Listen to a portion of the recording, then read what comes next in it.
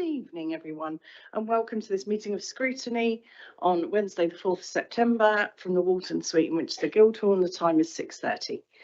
My name is Councillor Brooke, I'm chairperson of this committee, and as always, some housekeeping before we start. We're being recorded, live streamed, and it will be available on the council's website, YouTube channel, sorry, after the meeting. Can everyone please ensure mobile phones are on silent or switched off, and in the unlikely event it's necessary to evacuate the building, fire alarm will sound, and please follow instructions. And can I welcome everybody this evening? We don't have any members of the public, but we do have councillors with us this evening, so thank you for joining us. And to Councillor Cutler, thank you for joining us on your birthday. We hope you enjoy your evening.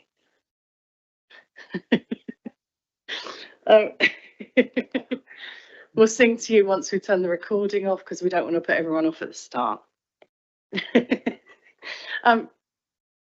Matthew, do we have any apologies?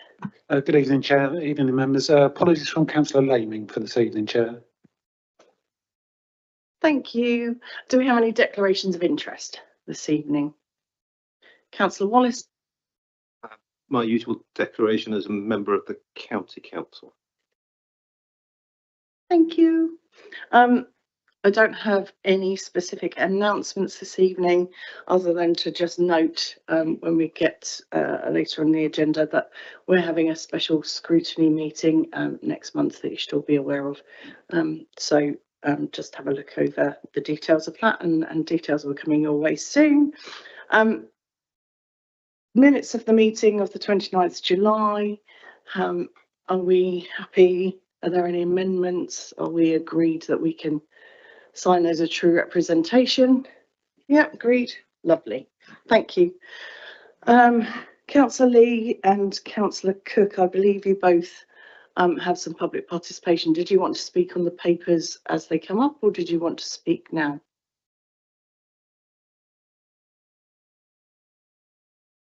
I'm happy to do that, Councillor Cook. Please do come forward.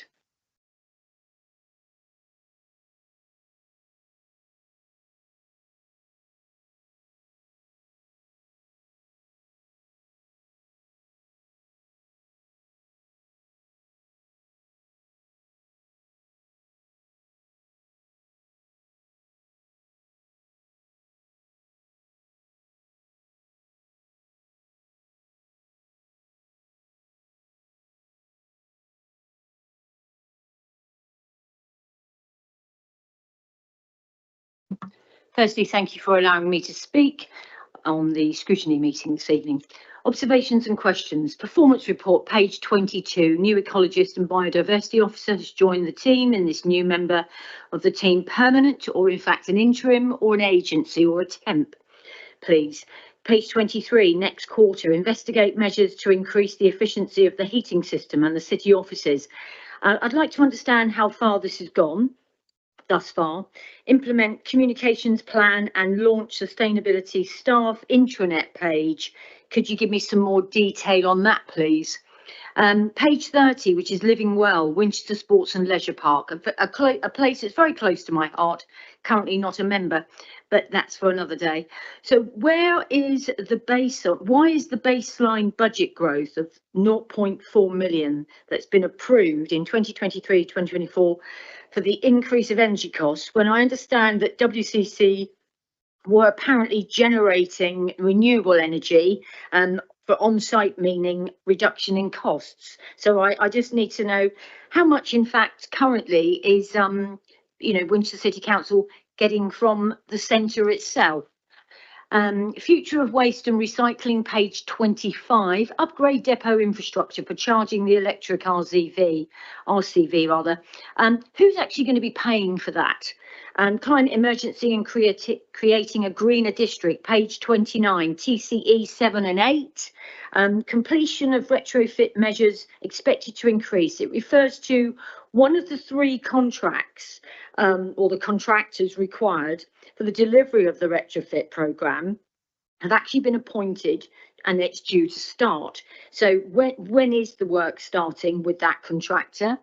When work is completed with said contractors of any work that's carried out by the council or a contractor on the council's behalf, do we actually go round and check that the work's actually been carried out to the standard that it should be? Page 32, living well, LW11, it's the percentage of fly tips that have been cleared within contract deadline dates. Quarter 1, 2, 3 and 4, not applicable. There's nothing there, not available, there's nothing. Quarter 1, 24, 25, the target was 80. That's convenient. It was achieved at 80%. I'd love to know why there aren't any figures for the other sections. Page 34, Homes for All. Questionnaires went out to 5,000 residents. Where are we on the results of that? New Homes Programme, page 35. Action for next quarter. Further sales of SO postcodes properties. Could you perhaps explain that in a bit more detail, please? Page 36 shows green on the chart, reference 9, develop a temporary accommodation strategy, which is March 2026. Thank you. Where are we with this? I mean, I know we're only 2024, but before we know it, the year will pass us by. So I'd love to know where we are with the developing the temporary accommodation strategy. Page 37, HFA 5, numbers on the waiting list state 1,592.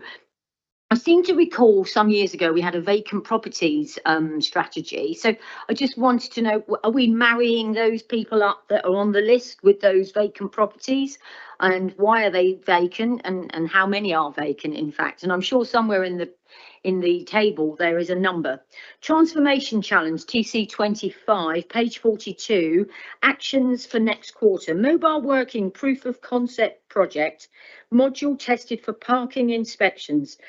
Improve efficiency and reduce carbon costs. Can you explain that one, please? And I seem to think there was a staff survey that was carried out some months ago. Have we had any results on that? And I didn't see that in there. Forgive me. Thank you. Page 45, YSYV3, showing red, target 90%.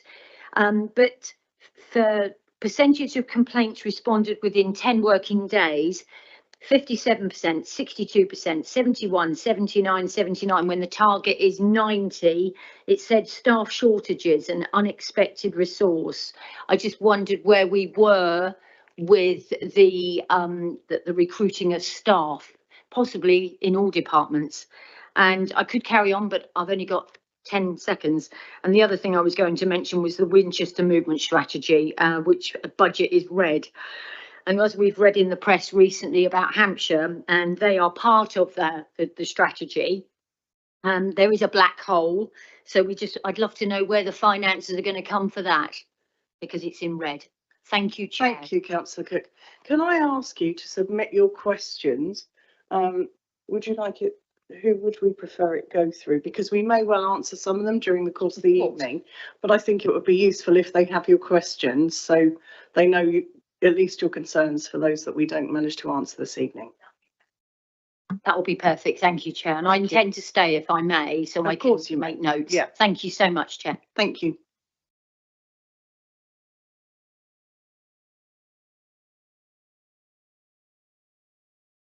I'm aware, officers, that was quite a list. So, as I say, some of them we will respond to during the course of the evening. But if your writing's as slow as I am, then you probably haven't got them all down. So, thank you, Councillor Cook. Right. So, on to the first paper. So, we have Councillor Cutler and Mr. Howson here with us on this one to do the introduction. It's the Q1 Finance and Performance Monitoring paper that we have in front of us this evening. And I would like to come to Councillor Cutler for introduction, please. Thank you, Chair. Following the recent Corporate Peer Challenge, the peer team concluded that this is a high-performing council delivering for residents in the area, good financial management to date, contributing to minimal immediate financial risk to the council. The peer team acknowledged the change in direction for our quarterly performance reporting, seeing this as a good opportunity to refocus performance management and to use it to drive delivery and track progress on corporate priorities at the appropriate level. So this new look finance and performance report sees the refocus of reporting performance management information so it's presented in a streamlined format. I think the quarterly reports last year's averaged 115 pages. I actually looked it up this afternoon, and this one's around about 40. So I think that's quite an improvement in not duplicating information through the report and making it more streamlined. The report provides highlights of the most important information which supports and maintains an open, transparent approach to performance reporting to members and residents, and underpins the commitment for this information to be available for scrutiny. The performance information and monitoring information in this report is arranged into sections reflecting the 5 areas of the council plan priorities, along with a further section on regen, and I think that makes it more readable. And then the final section is the financial report, which is not dissimilar to the appendix we used to see in the old report. Despite the pre-election periods leading up to local elections and to the general election, which covered this Q1, the council's continued to make good progress, and delivery highlights during this period are given in the report against the priorities. So we have a summary of progress achieved during the quarter and actions for the next quarter for each of the Tier 1 and most significant programmes and projects, and that's in each of the 6 sections. To understand the progress of these actions, a status for each is provided by way of a red, amber or green colour-coded system. I'd like to thank Simon Howson really for all this work he's done on revamping this report, which I think makes it a lot clearer. And as you said, that we have several officers here who are able to respond to questions along with for those that I can't answer. I think there are several of Councillor Cook's that we would have been able to manage to answer, but I think it would be a lot easier if they come from the committee and we cover as many as we can today. Thank you, Councillor Cutler. Mr. Howson, did you have anything else to add before we go into it?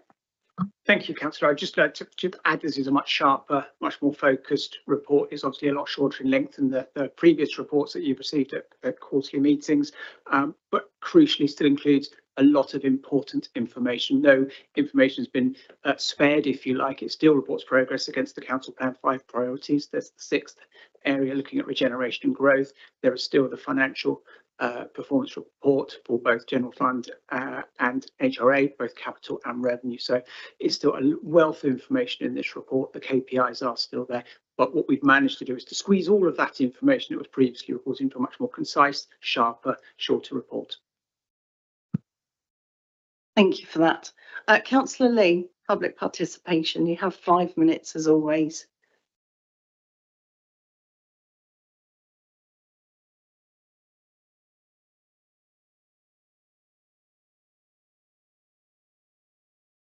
Thank you, Chair. Firstly, I just want to start off with a motherhood and apple pie sort of statement. So optimal council performance hinges on the effective use of KPIs and risk assessments. KPIs are crucial as they spotlight key data issues for progress and delivery and areas for risk mitigation and control for the design and delivery of services. It facilitates informed decision making and enables this Scrutiny Committee to highlight significant issues for Cabinet review. And collaboration between the audit and scrutiny functions is a key enabler. So my question is, can the Scrutiny Committee effectively perform its role without a more complete set of 12 months of data for current and forecast quarters, plus clearer risk categorization? At the moment, we just seem to have a blob of risks. We could have internal, external and strategic for risk mitigation action. We seem to have lots of information for the early quarters, and no surprise, but a lack of information for future quarters. So how can the committee assess and advise without greater granularity. So my question is scrutiny therefore too backward-looking, limiting its ability to identify significant issues for cabinet resolution in a timely manner? And is there sufficient collaboration between the Audit and Scrutiny Committee?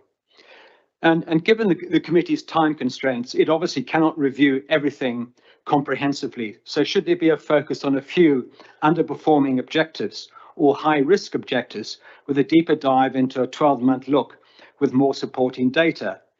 Otherwise, we have a potential high risk of not achieving best governance here, in my view. It's a bit like playing golf with too many unknown bunkers and an unfinished course. So does the Scrutiny Committee feel the same way that I do? I thought the recent Centre for Governance and Scrutiny training on performance management was going to signpost a better way to scrutinise. On page 22, the Carbon Neutrality Action Plan seems to be on track. Good progress, it says, and yet the RAG rating is amber, signalling underperformance. This is confusing. What is the clear position? Will we achieve carbon neutrality for the Council by 2024 target? And can scrutiny make a judgment without more of the aforementioned information I've highlighted? I don't believe scrutiny can do anything more than ask for clarity. Is that really the role of scrutiny? Surely we should be looking for scrutiny to add real value. Sorry to be critical. No doubt the committee will put me right if I'm wrong. With more information, I would also have avoided some questions. For example, is the CNAP leveraging insights from the APSA energy collaboration with over 70 local authorities for reviewing heating systems efficiency at city offices? Another observation and concern, to ensure our policies and plans are on track, why isn't there a carbon and nature impact assessment for all objectives and KPIs with associated risk assessments? This will inform risk control and appetite with transparency. Is this something for the Audit Committee to champion in collaboration with this committee and for the up and coming new council plan perhaps to have a focus on? And I also wonder if there's a critical lack of integration between financial budgeting, performance management and the considerations of natural capital, climate crisis impacts. Closer and clearer alignment between the financial indicators and the non-financial indicators in this report would help. Not addressing these factors seems to me to pose significant risk to delivering council outcomes and to the wider environment. Improving the scrutiny approach, I suggest, would mean the council's governance framework would be closer to the Audit Committee's paper Annual Governance Statement 2023-24, outlined on page 137. Specifically, it says, taking informed and transparent decisions which are subject to effective scrutiny and management risk is needed. So does the Scrutiny Committee agree? If so, what actions can be taken? You're pleased to know many of the other questions I had been asked by Councillor Cook. Thank you, Chair. Thank you, Councillor Lee, much appreciated. I see some puzzled looks from Councillor Todd. I didn't know if you had something specific you wanted to address. We take our, for obvious reasons, we take our questions from members of the committee. I mean, if we want to have a discussion about the relationship between scrutinising performance, scrutinising our plans and decision making, and scrutinising our budget, which are three separate things, all of which this committee plays a very important role in, then I'm happy to have that, but I take a lead from members of the committee in terms of what topics you wish to discuss. Thank you, Councillor Todd. Very succinctly put. So this report begins on page 19 of our agenda packs. We are asked as a committee to raise any issues that we see relevant for the Deputy Leader or Cabinet Member arising from this report, CAB 3469, which is being presented to Cabinet on the 11th of September 24, and considers whether there are items of significance to resolve or to be drawn to the attention of the Cabinet. So that's our role this evening. I'd like to remind you that as per our training for scrutiny, we were reminded that rather than focus on specific numbers and tear those down, think about the strategy behind the numbers and is that being effective. So that's where we will gain the most influence and have the most input as a scrutiny committee. So just as a reminder for that.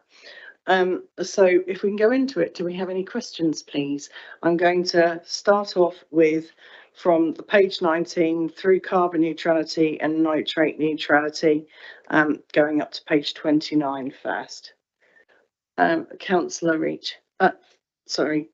Yes. Thank you, Chair. On page 22, we talk about dealing with invasive goldenrod in Kingsworthy. This year has been a particularly good year for Himalayan balsam, I understand, which is another invasive weed. And certainly in my ward down here, we've got some big, luscious clumps of Japanese knotweed.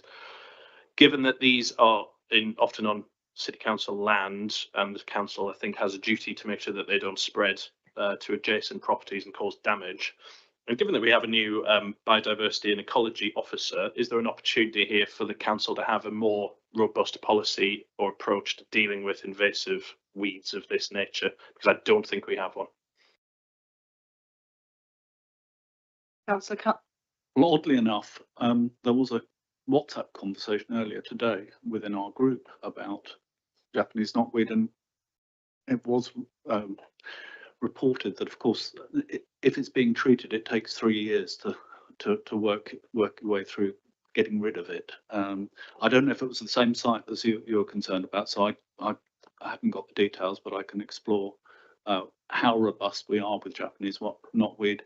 It is something that you actually have a statutory duty to deal with, and as with Himalayan balsam, but it has been a particularly good year for things to grow. Councillor Cutler, could I ask that that's looked into and reported back to the committee as a whole?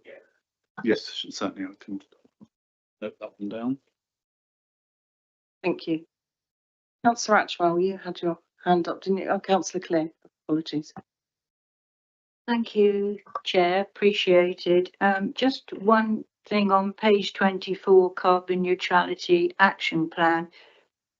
Progress achieved during the last quarter. May I please, and I'm sorry if I'm showing my ignorance, may I ask cargo bike last mile delivery scheme, would you explain, as I'm really not quite sure what this is? And Chair, I had another question on page 25. May I say that now? Future of waste and recycling, rerouted route rounds we know commence on October the 24th, and I realise households will be informed, but may I also ask that all information to go to ward members so we can get it right if asked questions? Thank you.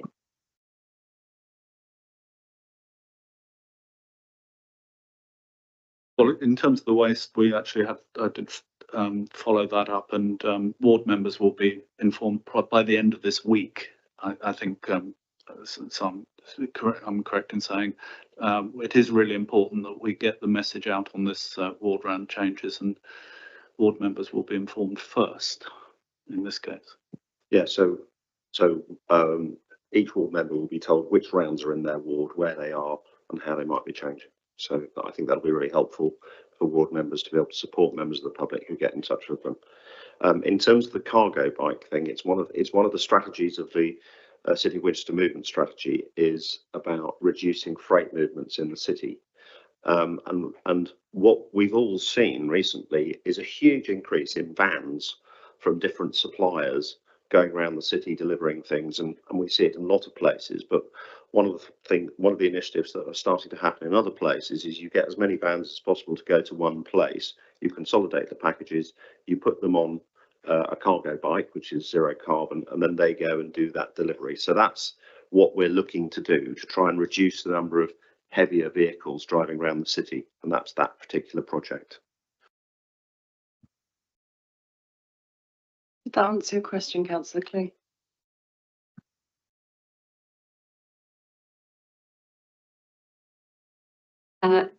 What page are you going up to, Chair? Sorry, at the moment.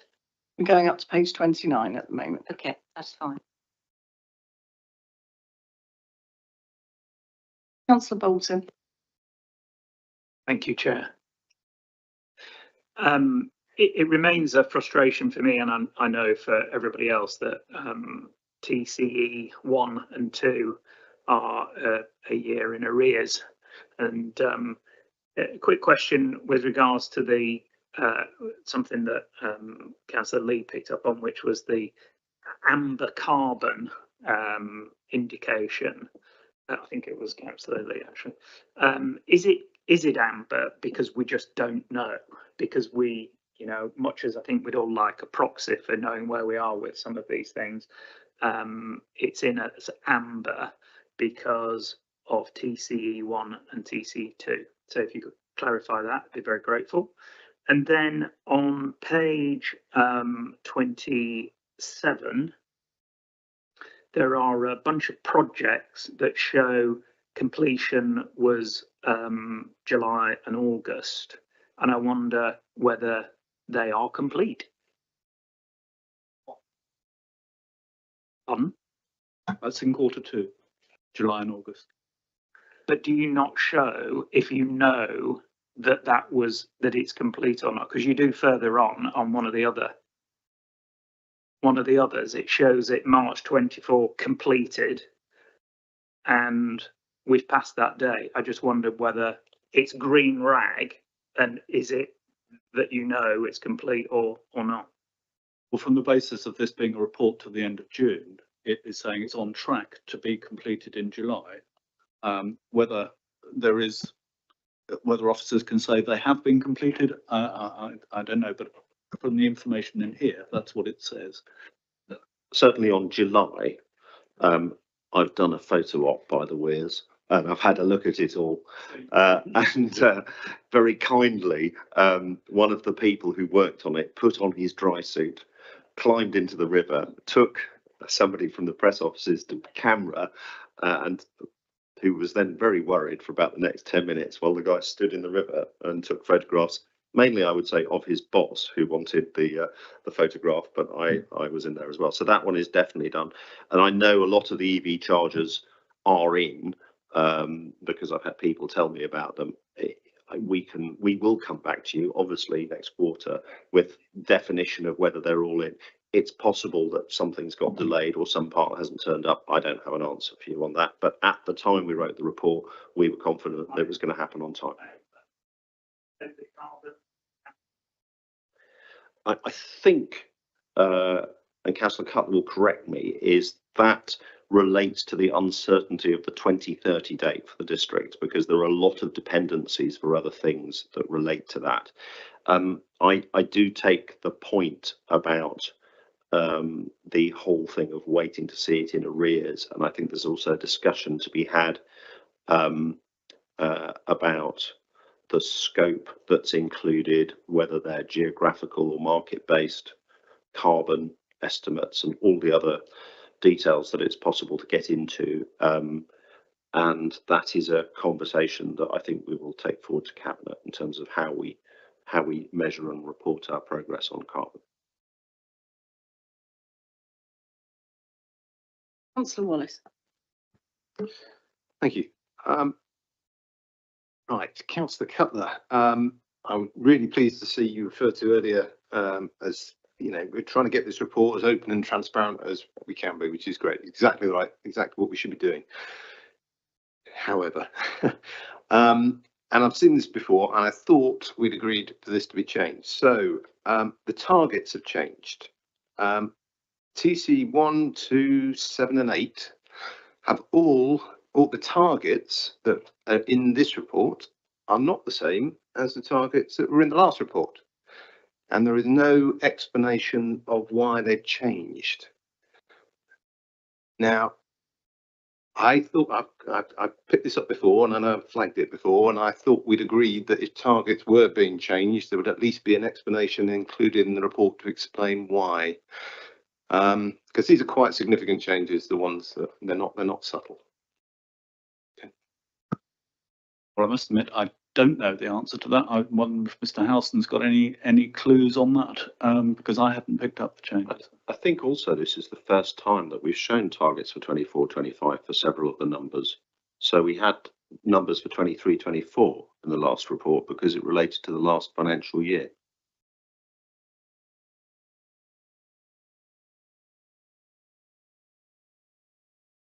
Yeah, I'd have to go back and double check. So certainly the TC 7 and 8 have changed. Actually, we can go through it now, and I can. Because I don't think our previous report showed a target for 24-25 because it wasn't 24-25. It was a 23-24 report. Very happy to take that question forward and clarify whether any targets have changed, and we can ask for that at cabinet if any targets have changed versus what was shown in the previous quarter. But I think they relate to the fact that the year has changed and therefore the target has changed. But if there's a specific one you want to look at. Yeah, I think that would relate to 7 and 8 because of the timing of the programme. So there would be different targets for 24-25 than there would have been for 23-24. Therefore, they've changed because we've moved into a new year with this Q1 report. As I think Mr. Hendy would be able to clarify that. Yeah. Yes, Chairperson, I can help there. Those are the TCE 7 and 8 are the targets based on the agreed retrofit programme for the housing stock in the current year. So you probably haven't seen them before because the only targets you've seen before for the previous financial year. They're based on the budget that was voted to support the level of expenditure in the current year, which is just under £5 million. There's been reports to Cabinet recently to let the contracts for the Swedish cottages, which is the lion's share of the works there. So you may have thought that previously the number of properties that would have been addressed in the current year would have been higher. But as was made clear in the report to Cabinet, the Swedish cottages programme dictates a very large amount of spend on a small number of properties. That's why there's less properties being addressed in the current year than were in previous years.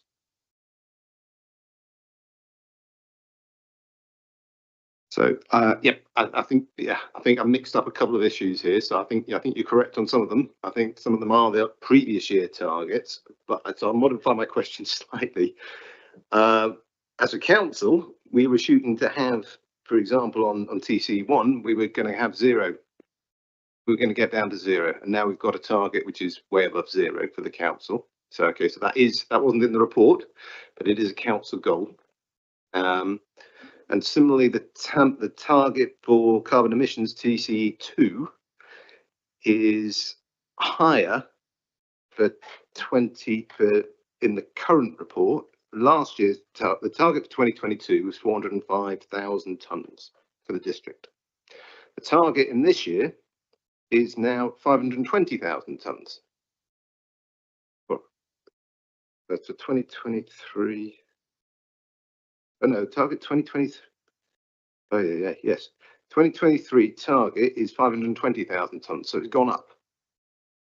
So it's moving in a different direction to the one that we as a council have agreed. Now, that kind of thing would be helpful if we're at least flagging it up to say, right, we've had to move the target up because it wasn't specifically listed in the report, but it's clearly moved up.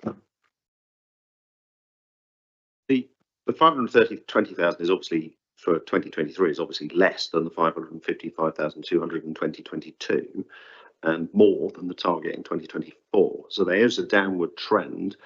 I think the question which I'm not able to immediately answer, although we could end up firing up documents and looking at them, is whether those figures have changed versus previous versions of the report. I agree that I think we'd all assume that they'd carried over.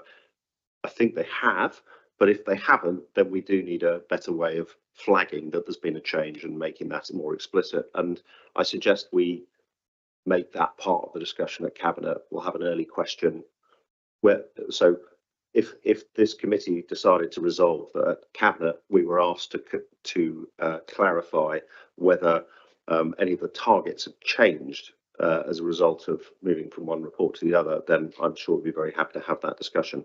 On your point about carbon, that was why I was starting to talk about scope and market targets versus geographical targets for carbon. There are lots of ways of measuring carbon. There's a surprising lack of consensus as to what getting to net zero actually means.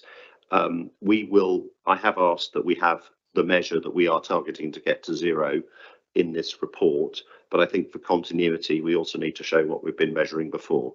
I'm still very determined that we get the appropriate carbon target to 0 or as near as we can manage it.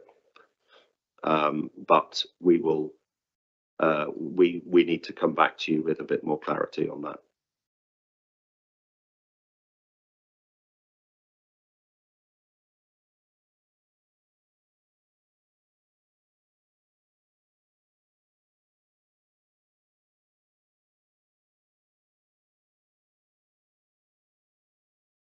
Councillor Reid. Thank you. And just building on Councillor Wallace's point, a reference back to the previous paper that we took to this committee, CAB 3441. The carbon emissions for the district are presented in financial years, whereas I think this time around they're presented, or would imply that they're presented in calendar years. So I think it would be very good if we could just get a consistent, clear picture, because I'm not clear what we're actually reporting against on that. And it is a really critical measure, so I would agree. Absolutely. I mean, it's an externally sourced figure. The government every year produces a report, and whatever timetable, whatever period they report on will be the report that we need to show you in terms of what's happening to district footprint, I believe. So we will definitely clarify that. And similarly, you know, the carbon that I'm looking to get, that we as a cabinet and we as a council are looking to get to 0, is the carbon that's under our control. And we will be in a position to show the measures that go with that and show that we're on track.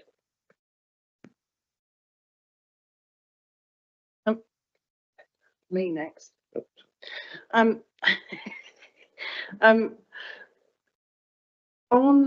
page 24, there's the discussions about scoping exercise to identify and engage with businesses with large solar PV potential. Now, I have banged on about for ages, my pet hate is solar panels for many different reasons: the leaching of lead, the leaching of cadmium, the issues they cause with nitrogen trifluoride, which is 17,200 times more powerful at trapping heat in than carbon dioxide. So there is no conclusion in here about how that scoping went, whether that's been achieved, whether that's going forward. And I just wanted to pose the question again: is solar really our best option, given the downfalls, the lack of recycling, the amount of carbon that goes into producing the bloody things, and then once their 20 years is up, there is nowhere for them to go? And that it feels to me, with my bugbear hat on, that everybody just jumping on the solar panel bandwagon is setting us up just for a horrendous nightmare in 20 years' time, or, well, we're already well a long way along that. So I just wanted to question, have we really truly thought about, is that our best option for renewables? I think, Councillor, it's a difficult one when the general consensus, we can't as a council work on more than the broad consensus. There are some question marks that you've raised, but I've never seen any of the scientific papers around that. But it doesn't seem to be the broad consensus that it's a bad thing going into solar. So I think that's a very difficult position to. It's more the viability of the scoping exercises, not a broader scoping exercise about the whole solar industry in the whole world. It's really about the financial viability of whether we could get involved in the solar system. I do find it quite difficult to go beyond that. I think what you've described as a policy question probably sits with one of the policy committees to look at in more depth, and that might be something we want to. I have two thoughts on it. One is, one of the things that is most striking about the solar industry is the pace of change, the way in which it continues to get cheaper, the way that solar energy is now cheaper than most other sources of energy. And that is one of the things that is driving ahead its adoption, and also continues to get cheaper, continues to get more efficient in how it's being done. In terms of the particular scientific issues that you highlight, I don't have an immediate answer to that. There's a bit in me that says it is the job of government regulation in order to make sure that what we are rolling out across the entire country is something that's safe and appropriate and does the job that it's meant to do. The one question that is a new question that I think we need to stay sensitive to. As a council, we've all, for understandable reasons, been quite obsessed about the government's initiatives on housing numbers and the changes to the planning system. Well, one of those changes to the planning system relates to the use of wind power, and the other change and there's other major change in the pipeline that relates to the creation of Great British Energy as a new generation method or new channel of generation within the country, and all the changes that are coming there. I think it is a reasonable question for us as a council to do some thinking, or I'd actually say it's a policy question and probably sits with one of the scrutiny or policy committees to think about what that might mean for us, because effectively because of the policy of the last government, that we've all operated in a world of saying onshore it's solar, offshore it's wind, and those constraints have been removed to a degree. I don't have an absolute answer, but I think the point that's been made by Councillor Cutler, which is to say we operate within a, normally what we take is national standards for how we build houses, for how we generate energy, for new drugs, for most of the things we do, we operate against national standards. And that, to me, is our appropriate starting point. If there are areas where there are emerging policy issues we need to get on top of, I'm happy to have a discussion about those. But I think our default is to say we have to rely on national regulators to ensure that the technologies that we're deploying are safe and appropriate. Thank you. And just to follow up, whilst I note that, as a cabinet and as an administration, you have gone above and beyond with regard to LETI standards, for example, knowing full well that they might not get accepted because that's over and above the government standard. So actually, you already have a precedent of investigating things deeper than government standard policy. So I appreciate that this is more of a policy question and you don't have the answer. I'm very happy to answer. And actually, I think LETI is an excellent comparison point because LETI is about defining the outcomes we wish to achieve. It's about saying what are the space heating standards per square foot that we expect? What are the energy usage standards for per square meter, actually, because we're a modern authority, that we expect. But what we don't do is set building standards. We don't say you need to use these materials, you need to insulate in this way, you need to use this building technology, because that is set by central government, as it should be. And we've had the horrific account as to how some aspects of that have failed today. But it doesn't remove from the fact that the standards for the technologies that are used are set by central government. I think what we're doing with LETI, what we're doing with our carbon objectives is setting more ambitious local goals. What we're not trying to do is set ourselves as the technological regulator for the Winchester district. Then maybe just a little bit more research into photovoltaics and how some are far more environmentally friendly than the others and focus on those. Thank you. Who was next? Councillor Pett. Thank you. A quick one just to test my understanding of what Mr. Hendy said earlier about TC 7 and 8. I get the numbers increase later in the year as the new contractors come on stream. Should I also infer that the greens indicate that we consider that to be little or no risk to achieving those numbers as well? Thank you, Chair. That was our assessment at the end of the first quarter. So things can change through the year because obviously in terms of works, they can be impacted by adverse weather and things like that. But on the basis of where we are in terms of commissioning the work, that's where we thought we'd be able to achieve this financial year at the end of June. Thank you. Thank you. Councillor Batho. Thank you, Chair. I appreciate obviously the sort of brevity of this report compared to the previous one.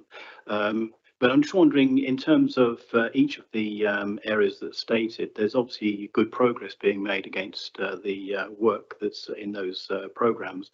I'm just wondering, is there any areas that work hasn't been finished or hasn't been completed within those quarters? Because obviously that's of interest as well in terms of what areas might not be progressing as well. So I'm just wondering, is there things that this committee may need to be aware of that we haven't achieved or haven't sort of met in terms of those particular areas?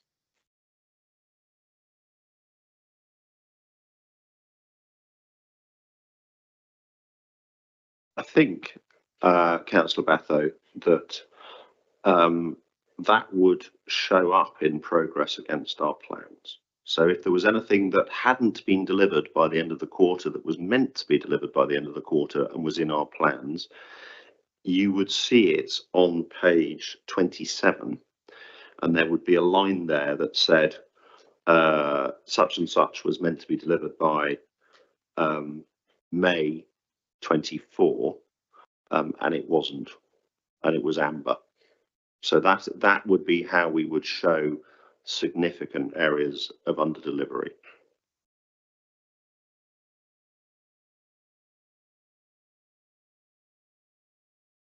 I'd just like to raise a couple of the questions that we've already had from Councillor Lee and Councillor Cook. Councillor Wallace, you've noted a couple of Councillor Cooks first. Yes, I'm not sure I'll get them all exactly right. I'm sure you heard Councillor Cook read them out earlier, but I would be, and I'm sure a few of us would be interested in hearing the answers. There was in this section, there were questions on the heating in the offices, on the intranet page, on future of waste, who's paying for the hardware, and on TC 7 and 8, when is work starting, and how is work checked on I probably missed one or two, I'm afraid, but that's a few of them.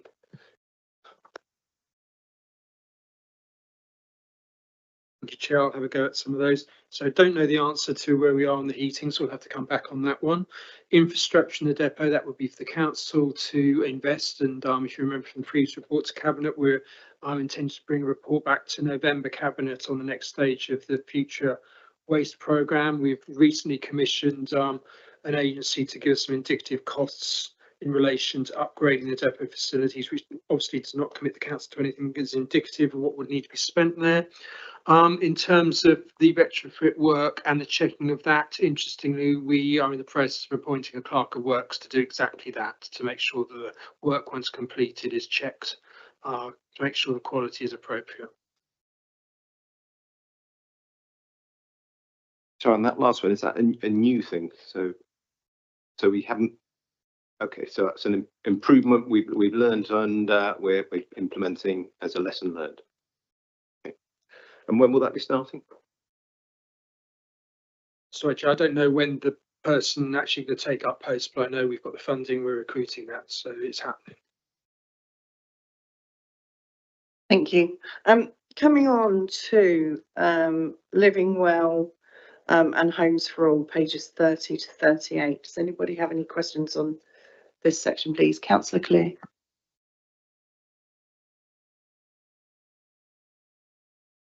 Apologise, so sorry.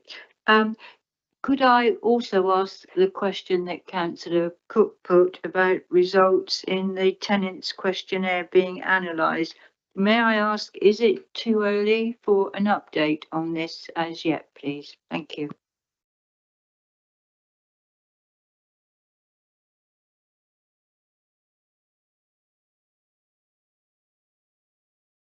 Actually, sorry, I thought Page 34, sorry. I thought question was on the staff questionnaire, but staff questionnaire, which is in your services, your voice probably.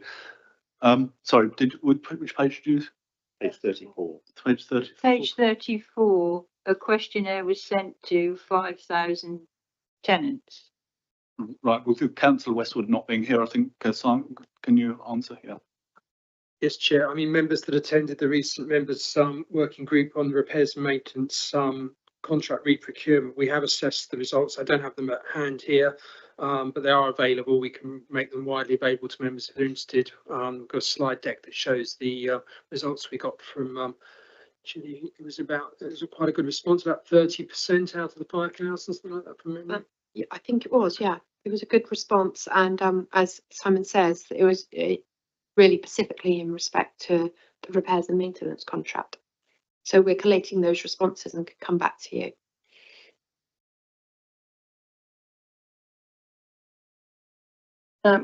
Councillor Reach. Sorry, could I clarify? Happy to take questions at page 35. Was that within you?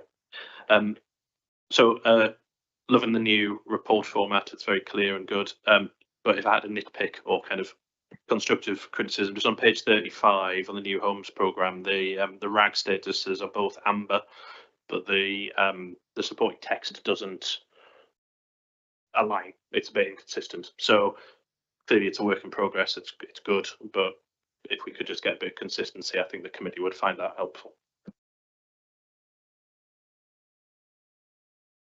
Thank you, Councillor Reach. I agree. If we can have some sort of this is amber because it would be useful. Thank you, Councillor Bolton. Thank you, Chair. Just brilliant to see that we've got that new KPI for fly tipping. Thank you, Councillor Cutler. It's finally arrived. Probably explains, because it's new, why there's not available those figures in the old boxes. Just thought I'd pick that one up for Councillor Cook. But I wondered if it would be possible to just have a little footnote in there, just noting, I mentioned it the other day to you, just noting what the current contract terms are. So if it's 80% achieved, is that within 5 days, 10 days? You know, what those contract terms are. That'd just be really helpful, particularly because they could change. Thank you. Yes, I can confirm that the reason there aren't any information, we didn't go back through and work it all out, which would have been a pretty major task. I think it is put in place from the 1st of April to measure the clear up rates.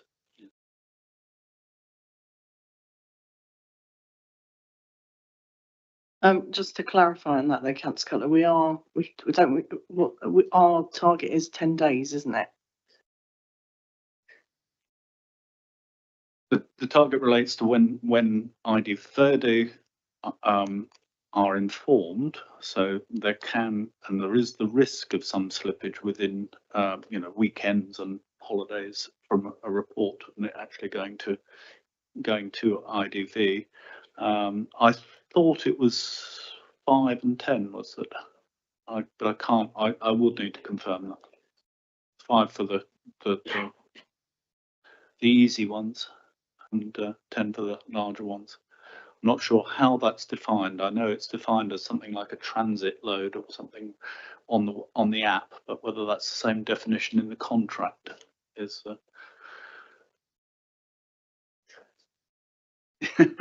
Yeah, that's what the figure was, but yeah, I mean, I think it confirms that. I mean, the problem is targets 80%, which is a pretty good target, but I'd like to see it above that.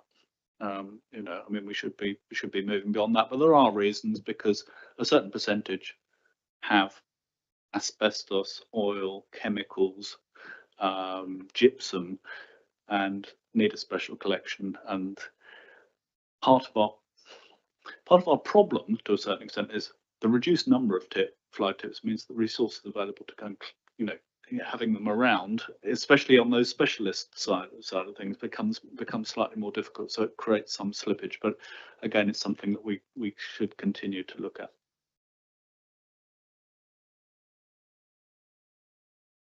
Thank you, Councillor Cutler. Councillor Pett. Thank you, Chair. 2, if I may. Going back to page 31, 8, live longer better, is amber, and I sort of can understand why from the text that might be amber, because there's a programme still to be rolled out and so on. I think it would be useful. I mean, I think that's a good example of where amber, I would infer, means there is some significant risk to achievement of that, and it would be helpful, I think, in future if we could see more explicitly what the relevant cabinet member or officer believes is the most significant, or perhaps the top 3 risks to that being green. Thank you, Councillor Pett. I've already made a note. Can the reports have text which refers, for example, to why things are amber/red? So I've made a note of that, so that would sort of fall under that one. Okay, so that was the first. And the second, just very briefly, I agree that it's good that we've now got 80% of the target for fly tips cleared within deadlines, and that we've achieved that.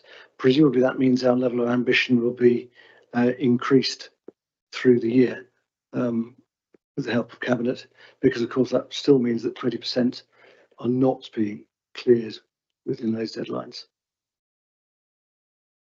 I think there was a reasonable target to set for the first year, and we can review it as we go through the year. If we think it's possible to achieve better, we will. If we start consistently being above that, we ought to make our target above that. In a way, the target. You're saying the target's not ambitious enough, but then again, if we were below the target, then you'd be criticising as well. So it's getting that balance right. At the moment, we've got the balance perfect on that, and that we've hit the target.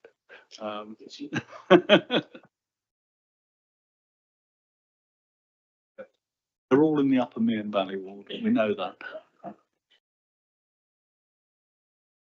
Thank you. I do support that being more ambitious on our targets is a good thing, rather than going, yeah, we met that and we're going to stick to that because we meet that. That's not the point of a target, is it? That's I think we do need to assess it as what's realistic for, there will always be exceptions. And so we do need to find out what that figure is.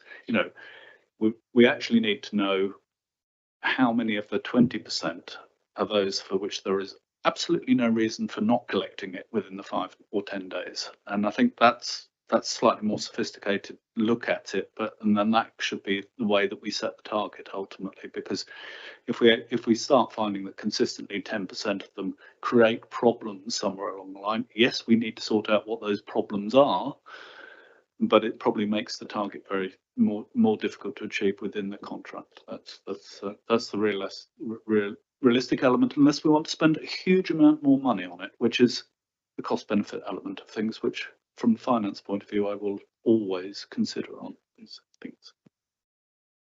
Do we have any more questions on this section? Councillor Wallace. I think we were going up, including Homes for All on this bit, weren't we? Yes. So I'm going to have another question on metrics, and I have double checked it this time to make sure I'm correct. So for HFA1, our percentage of homes achieving energy efficiency rating of C or above, we had a target in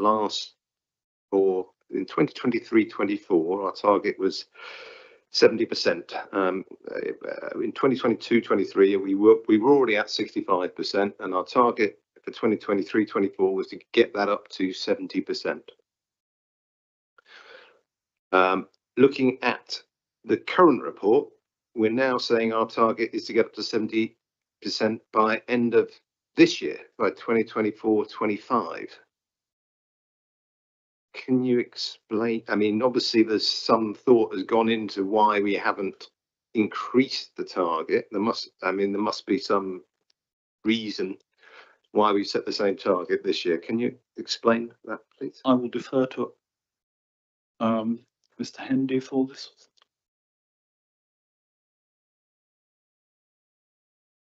Although, if one looks at the trend, 62%, 63%, 65%, I think the chances of 23-24, the not yet available figures having hit 70% are pretty remote, aren't they?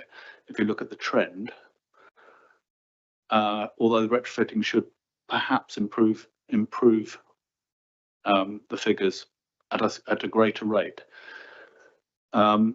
But it might be that it is realistic to keep it at 70, because the thought is that although the figures are not yet available, we probably haven't hit it yet.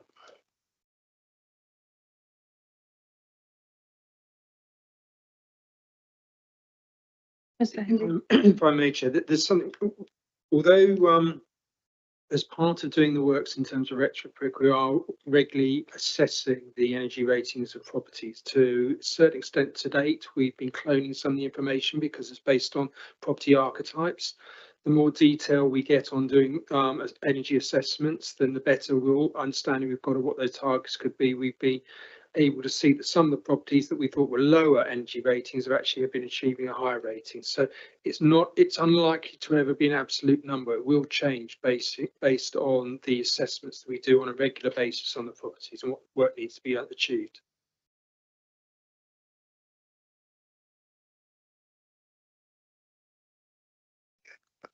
So how do we give our residents assurance that the council's doing what it can to get their houses to a good energy efficiency rating as quick as is reasonably possible? Because that's not the message that these figures send. I would argue that it's not the message that these figures send right now.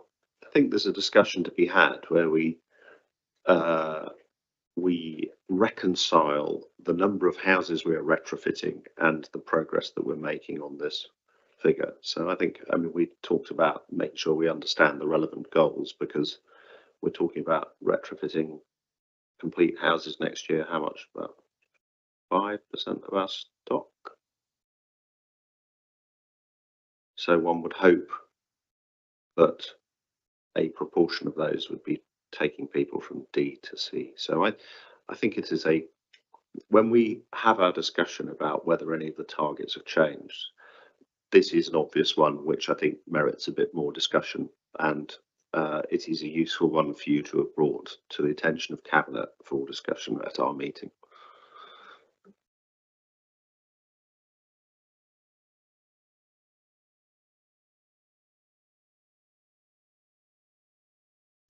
Does anybody else have any other questions on this section? Councillor Bolton. It was just about the new measure of HFA4 being 365 days as the average.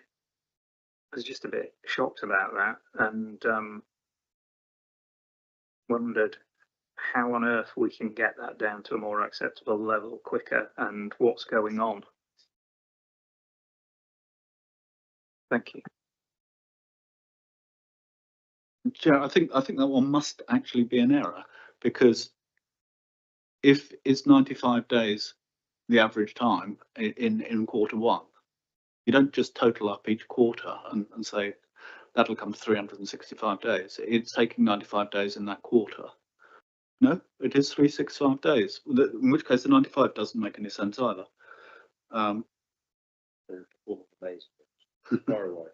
Shall I answer that? Your current allocations policy, when a household is accepted as homeless, they're not moved into priority B until they've been accepted as homeless for 9 months. So let's say worst case scenario, they're not going to have sufficient priority to bid and be successful in achieving a property until at least 9 months where they've been moved into band 2. And looking at the average time at the moment, 365 days would be hopefully the worst case scenario in terms of a homeless household waiting to be rehoused. It's worth remembering that's not to say they're homeless, not in suitable temporary accommodation. This is about discharging our homeless duty, providing them a permanent home. Now, as you can see, we've been successful in beating that quite considerably, because some households bid and achieve a property when they're in the lower band. So we're really setting out the worst case scenario here.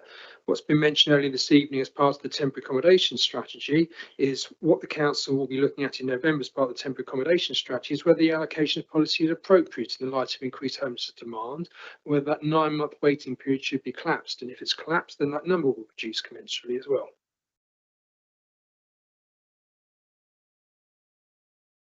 Does that clarify for both of you?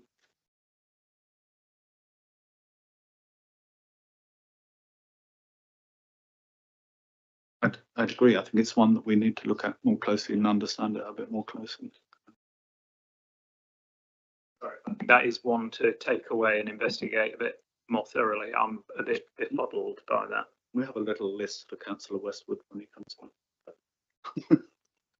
And dare I say it, I think it's an indicator of how this simplified and more focused report is actually enabling us to have more useful conversations And, you know, actually one of the things that we've sometimes had as a problem at Cabinet is at the end of a sort of three-hour meeting, you suddenly go, here's 150 pages, do you want to talk about it? And it is a really important discussion. You know, this is one of the elements of how we manage the council's business. Plans are scrutinised elsewhere, decisions are scrutinised elsewhere, but actually looking at how we perform and giving attention to that and seeing what we can learn from it is incredibly important. And this conversation, the points being made by Scrutiny are very helpful, and we look forward to following up on them. Yes, thank you, Councillor Todd. While on it, Councillor Cook asked a question regarding the numbers on the housing waiting list steadily increasing. Do we know why that might be at all?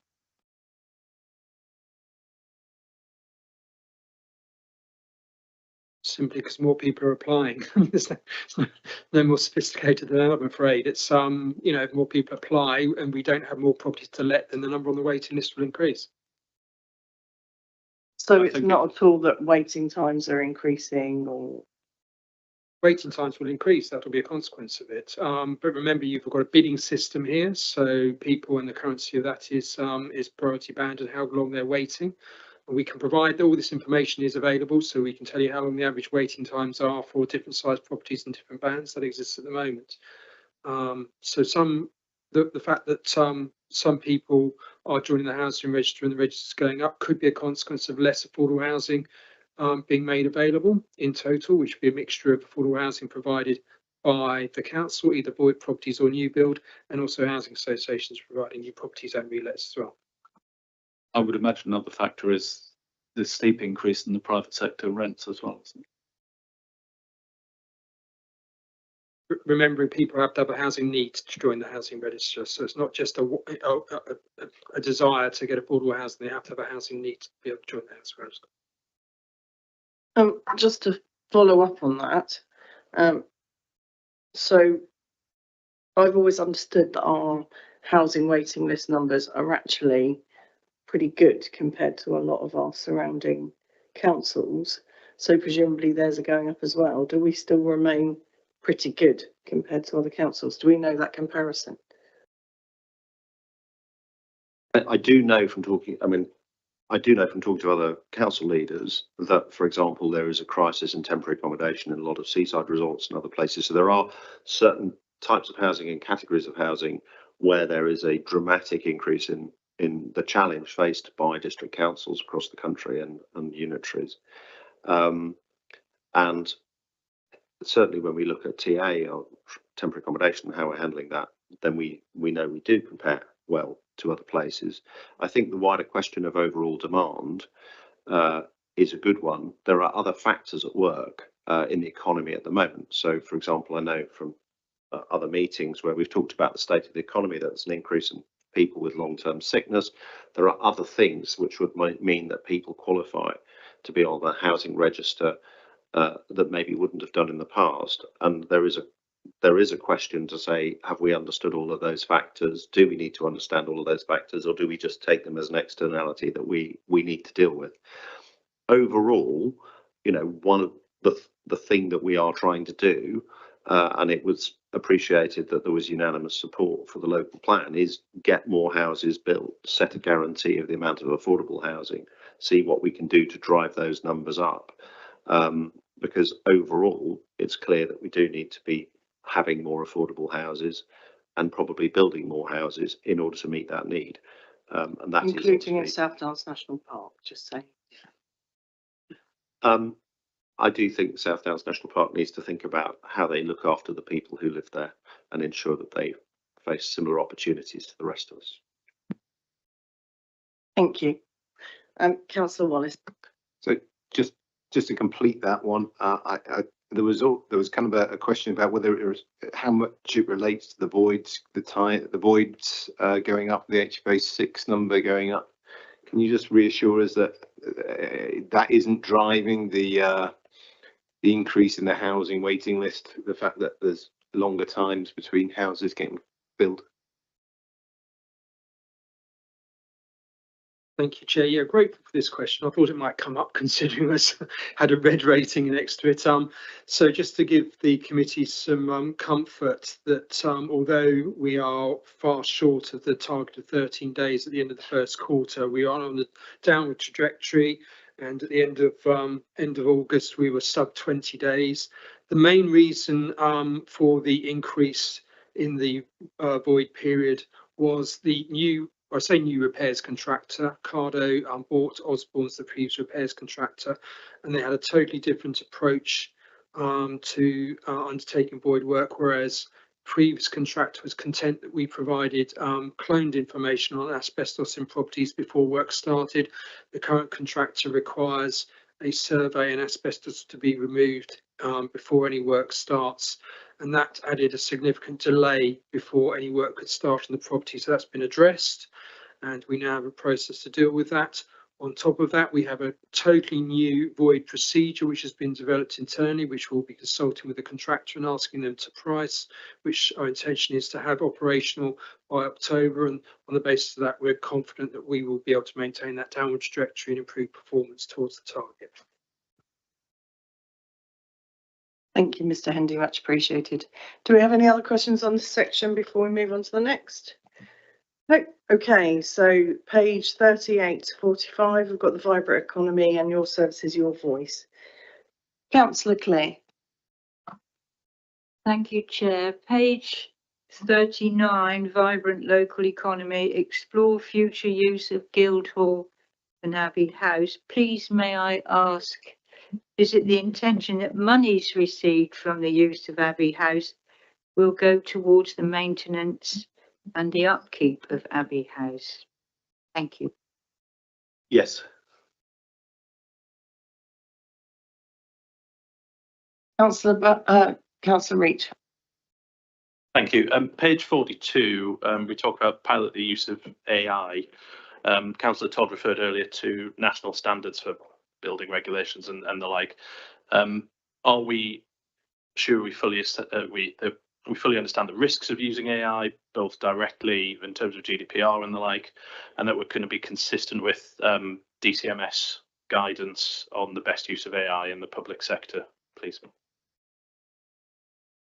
Thank you, Chair. Yeah, I can reassure the committee that alongside developing and looking for uses of AI for efficiencies within the council, my IT team are developing an AI usage policy, and that will comply with all of the top recommendations for data security. So cybersecurity, data security, very high on our agenda when we're looking at that. I would stress that the only thing that's referred to here is using AI to summarise data that's in the public domain and publicly available, because I know there have been issues in other places where AI aren't very good at understanding what should be confidential and what shouldn't, for example, and that's led to GDPR problems and confidentiality problems. So at the moment, the thought is very much that we will use it on publicly available, publicly accessible data that is already in the public domain. There's no risk to security, and we will also, human beings will look at the output as well. It is intended to be a tool that supports our colleagues in working in how they do their work, but ultimately, minutes will get signed off by, will be, checked by the committee chair before they're published and signed off by the committee. So there is a human check step in the process to make sure that we're not taken over by robots and AI in the short term. I would just like to add, nothing will beat Mr. Watson. Any other questions on this section? Councillor Bath. Yes, just on page 40, in terms of the BLE3, the percentage of revenue spent with local suppliers. I'm just wondering, is that that's sort of amber at the moment, and I can understand that there are fluctuations depending on what contracts are actually being let, but is that assessment made on the total value of the contract as it's actually being let, or is it actually the revenue that's being then spent on an ongoing basis with each of the contractors that we then have work with? I'm just wondering how that sort of figure is actually sort of being calculated. That's all I'm asking. And also, obviously, in terms of the amber, is there a particular project that or a particular contract that has caused that dip in the Q1 figures. Yeah, this is certainly one of the areas that I think we need to, when we come to the review of KPIs towards the end of the year, we've obviously found one or two others that we need to look at how they're calculated. One of the problems with this particular KPI is that you may have a national company that's employing people locally, and is that's local supply of labour, and similarly, you have small companies that are operating just across the border, but they're based in this area, but they're not in the district. So how effective a KPI it is at all is quite interesting, and how we measure it. But Liz may have a little bit more detail about how it's measured. I don't know, or no, not looking as if she does. Yes, just to reassure you, clearly local supply is a consideration when we go through procurement and contracts and looking at that, but this indicator is specifically around the amount of money spent during the quarter. So all the payments that we've made, the proportion of that is going to local suppliers. So there is fluctuation quarter on quarter depending on which payments you're making for which contract. Councillor Bolton. So Councillor Clockler, when we spoke earlier about the report and Q1 covering that and completion of the June green rag wasn't in there. So in here we've got June 24, September 24 completed. So do I understand from what you were saying therefore that these have been completed already in Q1? And that's why it's in as complete, whereas the other one we won't find out until later because it was green rag rating, although it was June 24. To be the case, there's just the one, isn't there? September 24. Yeah, well, there's June 24 as well above it. But. Yeah, but June's in the quarter. I think it's just a quick question for Mr. Howson, really, or for Liz Keys, to say what is the exact protocol are we using? Are we saying if something is done and it says June, then it's green, or are we saying we write the word completed, or do we do both, depending on our mood? I think I'm happy for Mr. Howson to chip in as well, but I think that the green represents it's on track to be completed.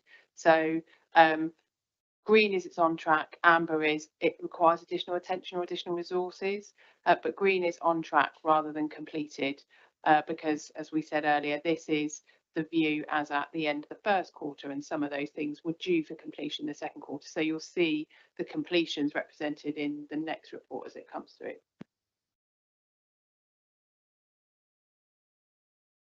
Mr. Howson. Thank you, Chair. If I could just add, these actions are a direct lift from the business plans that were drafted and approved earlier this year. So to take the example of the September 24, at the time that the business plan was prepared, completed and signed off and published, the expected date for that was September 24. That is a direct lift from the business plan. That action has actually been completed before that date and was completed in Q1, which is why it shows completed already. So it's been completed ahead of the target date of September 24. Actions that are completed in quarter two obviously will show again completed in the quarter when we report quarter two. But just to come back, those actions that show as green are on schedule to be completed within that target date as set. So if you've got target dates March 25, next year it's shown as green because they are on target to be achieved by that due date. Thank you. It makes me want to tell you to put a gold star in the middle of the ones that were completed early when this was produced. Councillor Wallace. Yeah, on that same page 39, there's a project produce event toolkit and associated event management guidance. My colleague Councillor White raised at the one of the recent raised a question at one of the recent council meetings about including waste and recycling as part of a kind of event management toolkit. Do you know if that's in? You might not be able to answer it here, but do you know if that has been included as part of that, or if it hasn't, are we going to reopen this event management guide, event toolkit to add that in? I think it's highly unlikely that that this refers to it being added in, because I don't think your colleague would have actually raised it before June the 2024. It may be for an update of that toolkit and the process. But again, as Mr. Howson says, it comes from the business plan from earlier in the year where that wouldn't have been included, and it's been completed to the point that was expected in the business plan. I think that's what you find. So I think it's worth following up whether that has been added to that toolkit.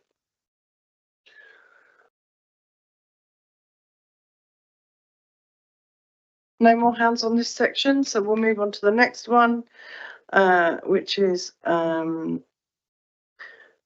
regen and finance piece from page 46 to 59. Any questions on that section, please?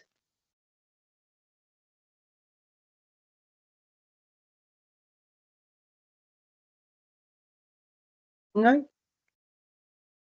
Councillor Wallace? I'll just comment that, I mean, we've obviously got a bigger dive into the finances on the other two items, so I know I'm kind of keeping my questions for then. I thought it might be more appropriate to go through them at that point, so yeah, it might be the same for other my colleagues.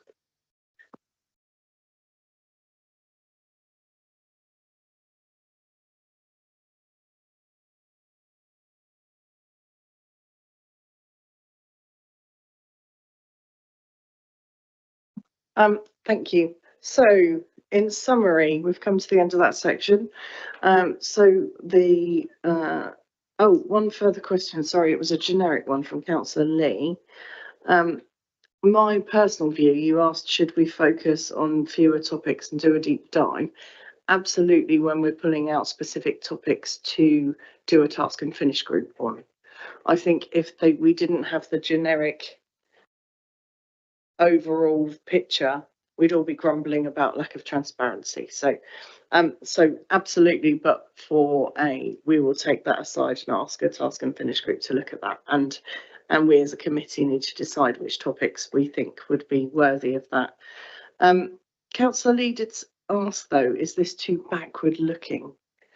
So I just wondered if anybody had any comments on that at all.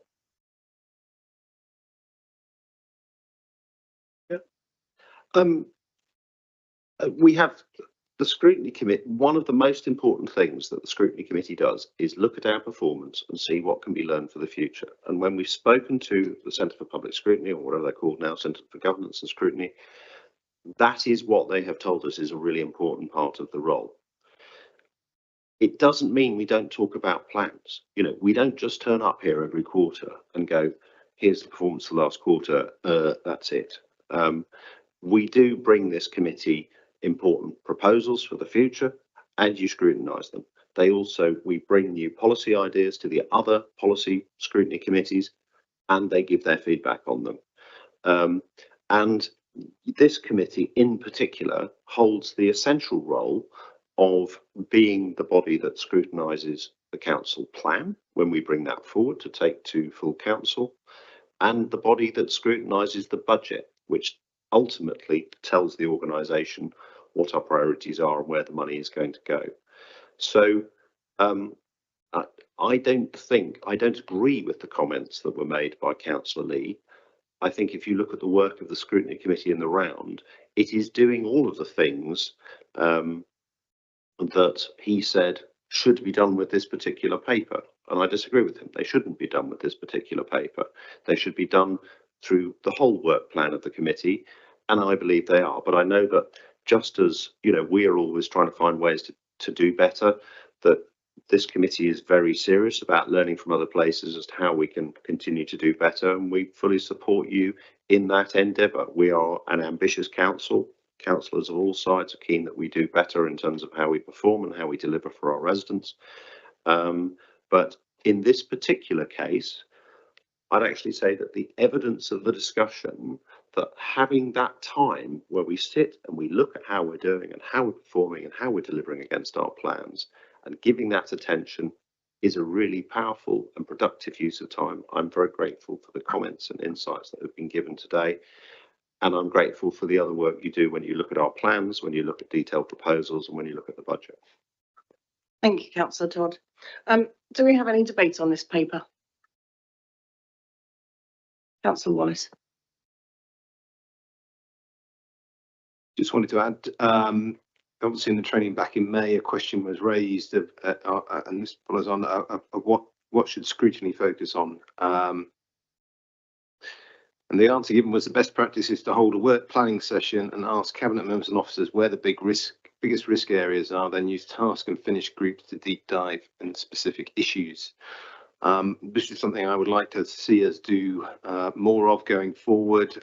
Today's session was good. We had a lot of questions and answers on a variety of issues, but in a number of areas, it would have been really good to deep dive into them in a bit more information, look at the risks in a bit more detail, look at the data in a bit more detail, so that we can act as that critical friend to the administration and provide some feedback. So I look forward, whilst this session was useful, I do look forward to doing more of that, to start having some of those deep dives into particular areas.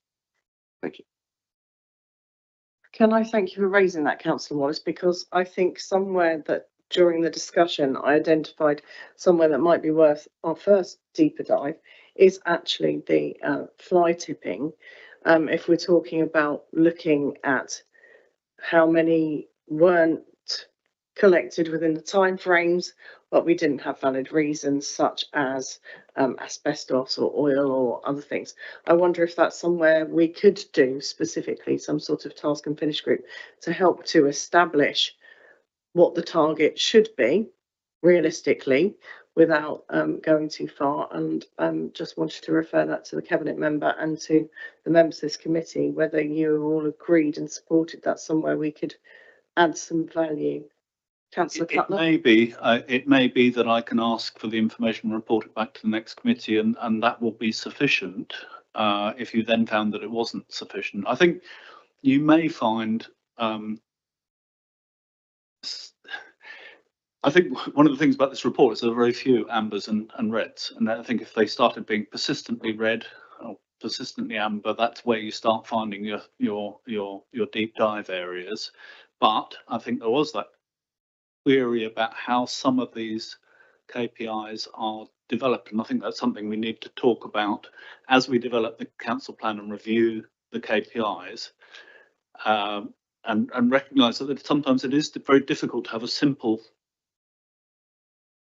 measure, because there are lots of complications around those measures, and try to perhaps look at them in more detail. So that might be more of an area, but you know, I will look into how we set the measure for the and what information is actually available, and if it's relatively simple, I don't think it would need your time in a task and finish group. But if it doesn't satisfy you, by all means, I'd be quite happy to do that.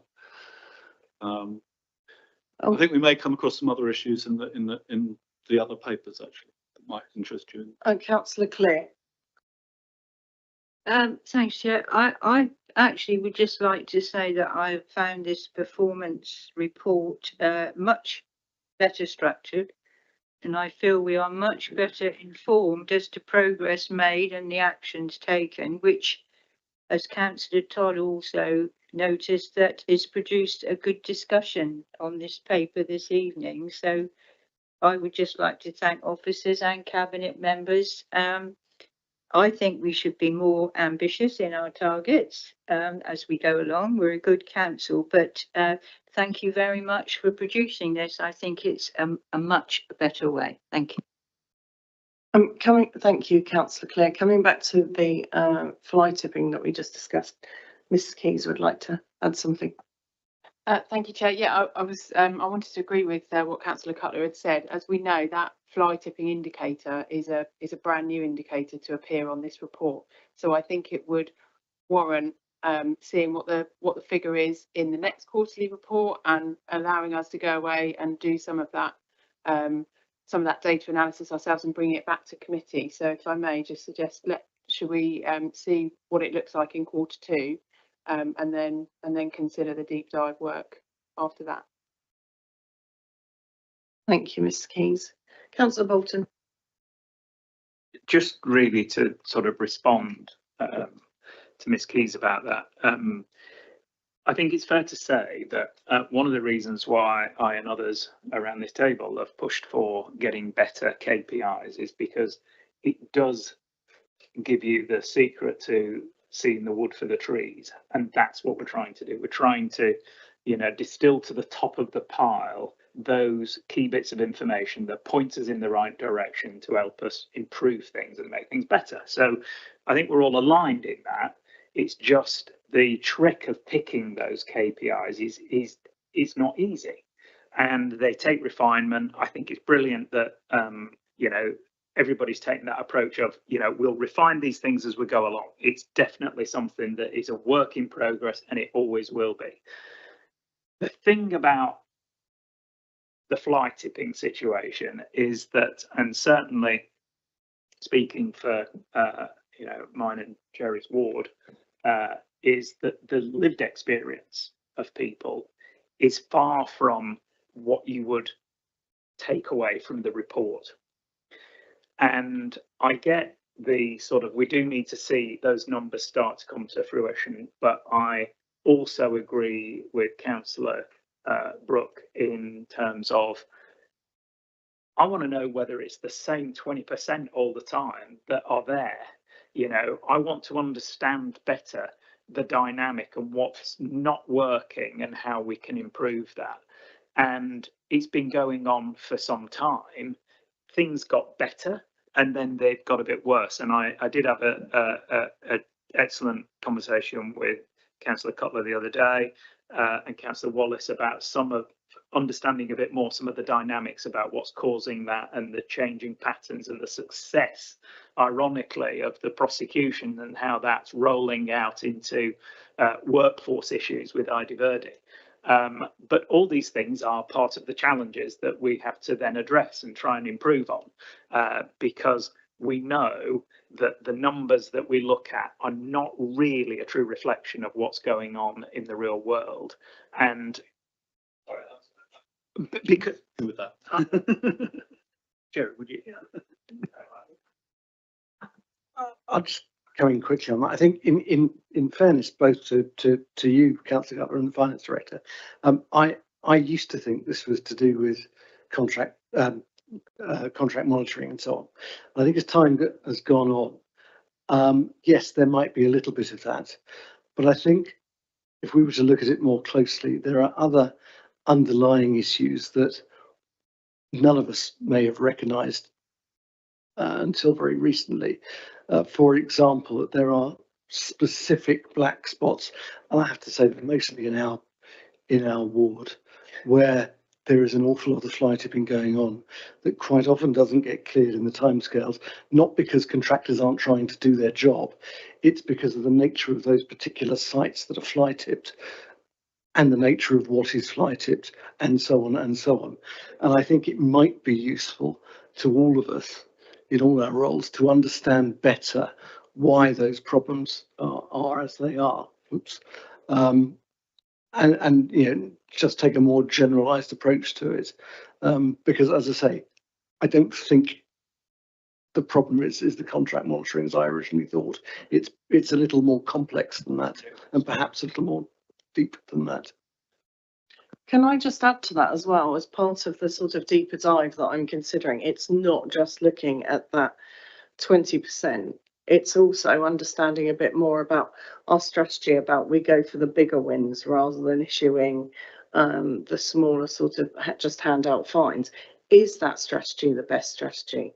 Looking at perhaps the lived experience is about the fly tips that are actually on private land, farm entrances, for example, that we as a council can do nothing about, in which case is the deep dive going to conclude that actually our communication needs to be better, that we understand that some of this fly tipping isn't being cleared in a timely manner. Unfortunately, it's out of Winchester's hands because it's on private land. You know, is there more to this than just that 20%? That's my thinking.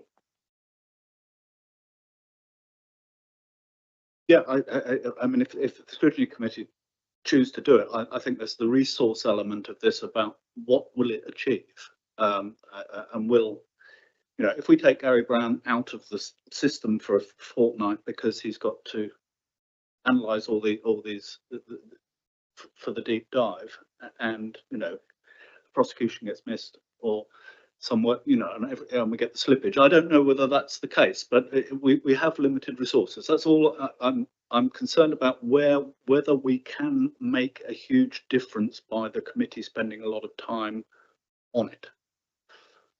I'm not being defensive. Sorry, I'll come to you, Mr. Hendy, one moment. It's, to me, I don't think we will know the answer to that question until we've done it. And we're not talking about 2 weeks of labour intensive horrendousness. We're talking about a subsection of us having an opportunity to properly ask those questions and get some of those answers, or if we can't, have those come back to us later. This isn't a we want to take Gary out of the system for 2 weeks, and I don't think we'll know the impact, but I think it's something that is of particular concern to our residents and therefore worthwhile doing. Mr. Hendy. If I may, Chair, I think the target we've set here is not purely the contract management issue that's been raised before. If you remember, this committee raised the need for this indicator quite some time, because beforehand it was just absolute numbers, which really didn't mean anything. And we picked up on the fact that was made before about customer experience. You know, when are they reporting it and when is it actually cleared? So what we haven't been explicit about, which I think perhaps we should have, and we should recognise that, if within that target we've added in an amount of time from the actual point at which the customer, the resident, reports the fly tip to when it's actually cleared. So it's not just the 3, 5 or 10 days. There's some time in front of that because it reflects the thing that you told us, that people's experience with this was not being cleared on a regular basis. So my suggestion, probably what we need to do is to come back and explain to you how we've constructed that target in the first place and how it's actually working at the moment. Because Councillor Cutler's sort of said, if someone reports it on a Friday, then it's not going to get to ID Verdi probably to the end of Monday or Tuesday. And yet the residents' experiences, there should be some work on that. So I do think we probably are beholden to you to come back and unpack that target, explain how we've got there, and perhaps do that the next time around. If you're not satisfied with that, by all means, we can go that one stage further. Okay, many thanks. So I think we as a committee note that, and that it's something we will very much focus on at the next review of the performance panel. Okay, thank you. Do we have any other debate on this paper? No? Okay, then just to sum up, the points I've got for Cabinet are Councillor Cutler to report back to the committee regarding the policy for dealing with invasive species such as Japanese knotweed and Himalayan balsam. Clarify the difference in targets between 23-24 targets, 24-25 targets on TCE1 and TCE2, and have they changed, and if so, why? Calendar, is it calendar year versus financial year? And just for clarity at Cabinet as well. They'll be reporting back to us on the heating as per Councillor Cook's question, the heating of the council offices. Can the report have text which refers, for example, to why we have amber red? Fly tipping, can we confirm meeting the targets on collection, justification for the reason? So, I mean, that's now the bigger thing that you're coming back to us on. Discuss retrofit targets at Cabinet as per HFA1 is a note for you. Look more closely at the homeless housing numbers target as per HFA4. Follow up on whether waste and recycling has or will be included as part of the event planning piece, whether that's already in there. Is that something that's going to be put in there as part of the events consideration? Councillor Cutler to look at fly tipping collection target, try and find answers. If committee not satisfied, then we can consider task and finish group. And I'm also going to just add on to that unpacked reasons for target. Anything else that some people feel I've missed? Councillor Wallace? I think there's one for perhaps not the cabinet, but for ourselves to agree to do that session of what task and finish groups we're going to do and let out and set that up. So I think there's an action there for this committee. Yeah, absolutely. Right, so thank you for that. I think we've done that a good service on that. So moving on to item 7, the housing revenue account outturn paper on page 63 of your agenda packs. We have Councillor Cutler and Mr Hendy introduction. We also have Mr Aitken and Mr Harlow in the room. Councillor Lee, I believe you wanted to speak on this, so we'll just do the introduction, then we'll come to you. Over to you, Councillor Cutler. Thank you, Chair. The housing revenue account, as you know, must self-finance, and to ensure financial stability, the rents and service charges must be sufficient to fund the expenditure. And as members are aware, the financial and economic environment within the HRA has been within which the HRA has been operating over the last few years has been very disruptive and challenging, both in terms of increases in HRA cost base and the borrowing costs.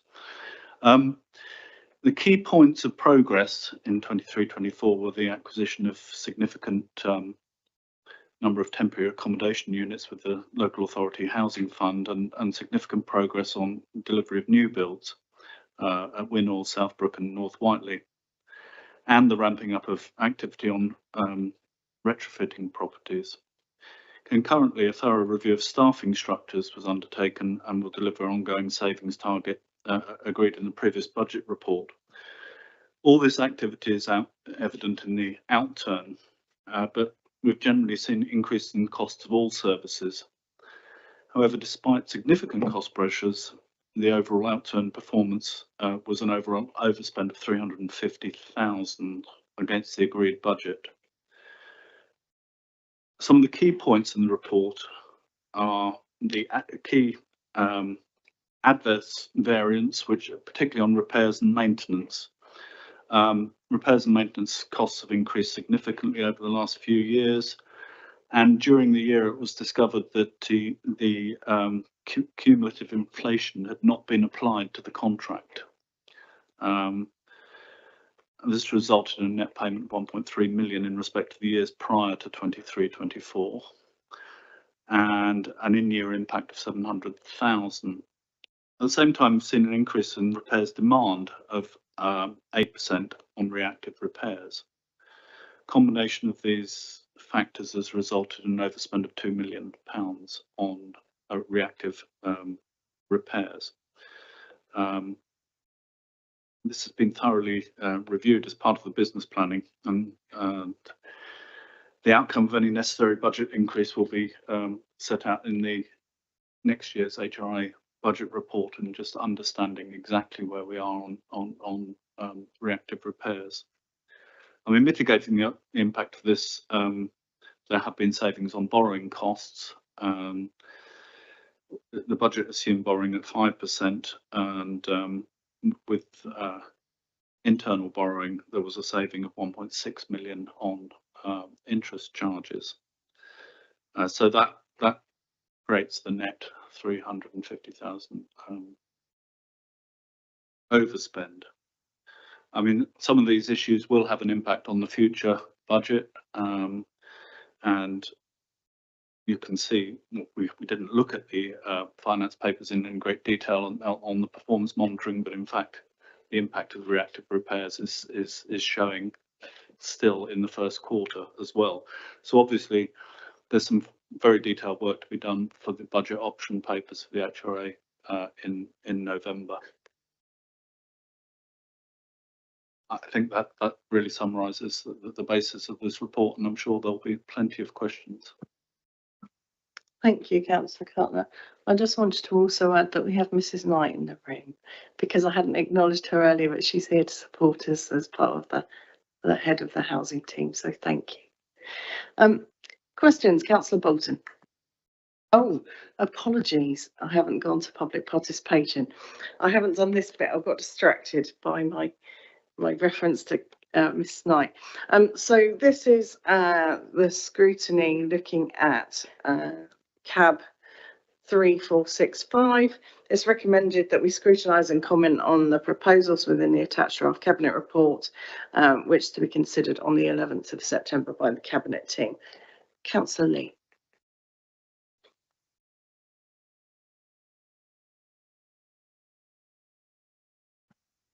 Thank you. Just to say, I agree with Councillor Todd that the backward looking is improving, should be in the right direction, but I'm not quite sure we're there yet. Anyway, moving on. I'm going to try and just cut out what's been covered. Obviously, I prepared my notes, so I don't want to repeat what's already been said. The revised budget forecast for the 2024-25 HR capital programme reflects slippage, as Councillor Cutler's hinted at, and delays in some schemes, which of course are a bit concerning. So I just want to pick up on the staff issues. Are agency staff currently being used to manage the slippage, and have we factored in higher agency costs if we can't recruit? Rightly, the focus is on balancing the maintenance of council's existing housing stock to a decent home standard while building new affordable homes or acquiring them to meet local demand.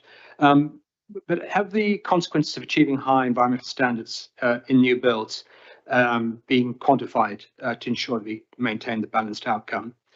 And then in environmental considerations, the report states that additional costs for meeting environmental responsibilities are included in project appraisals and budgets. That's great. But what actually does this mean in practice? Is this limited to building standards, EPC, C compliance? And can I ask, what actually will the new local plan mean?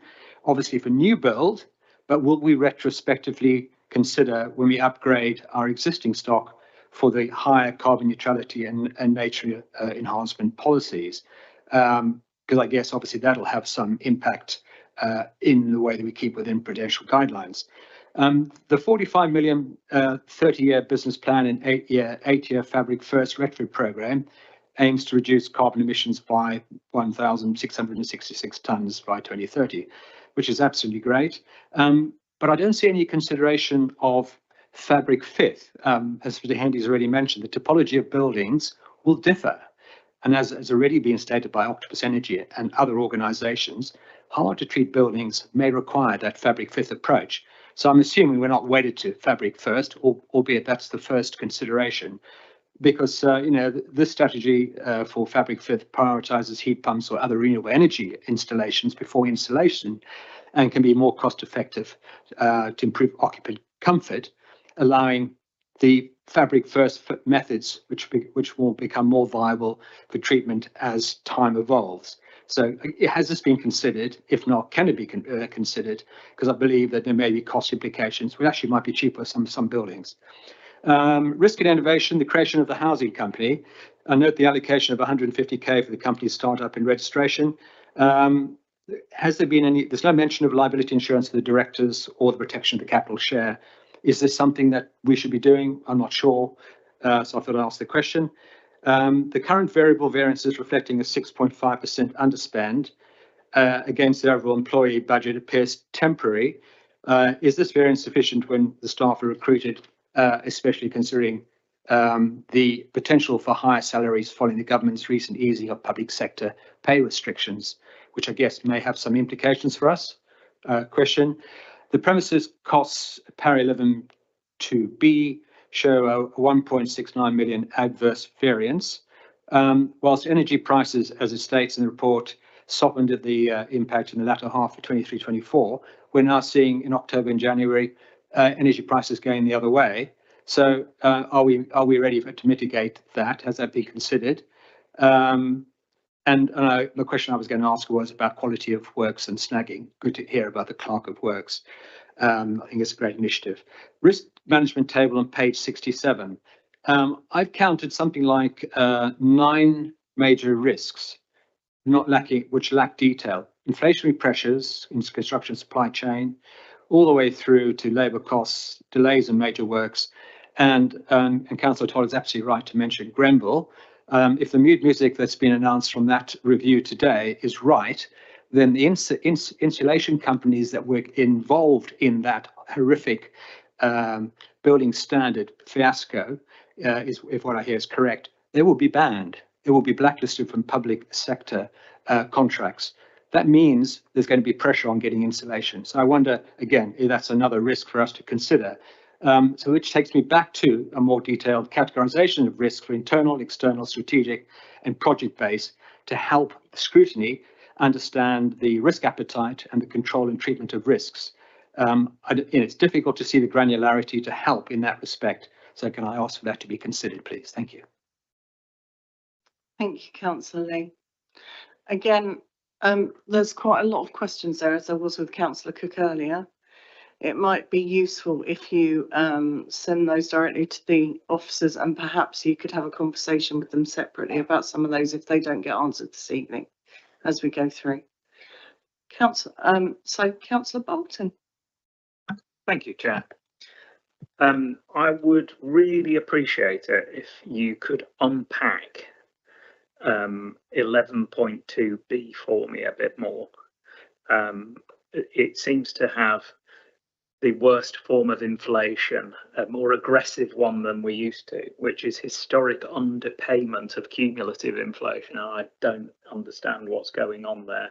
I'd love to understand what's happened, how we avoid it going forward, and what is it? Thank you. If I may, I can understand when you look at the figures, you think, how on earth can this be? But that's because it's a consequence of the life of the contract. So there was a provision in the contract from the very start, which I think was 2012. RPI increases every year, never been applied. So in effect, you've got over 10 years worth of compound RPI increases. Yeah.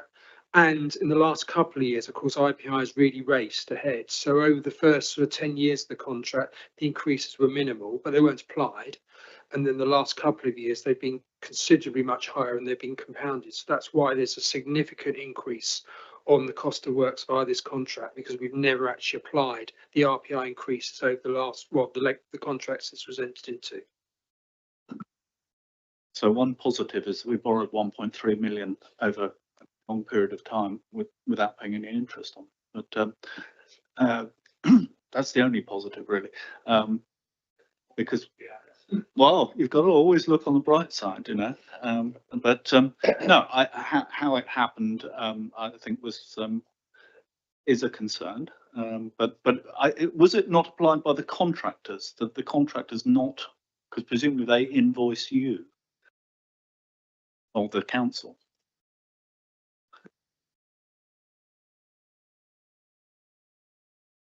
We've only recently, it was January this year, we've agreed the increase in the rates, because obviously we had to agree the increase to the contractors. We had to have an agreed position on those increased CPI rates. It says the other was RPI, but CPI rates, driven primarily by cost of components, as you can imagine. So obviously with the risk head on, and Councillor Brooks reminding us one of our main purposes here is to think wider than that. And what I'm, it's worrying that that's happened and that we've got that problem. What would be even more worrying is if we had a systemic risk, if we had a contract management problem that we have not addressed or discovered, and whether this affects other contracts that we just haven't come across yet. Thank you.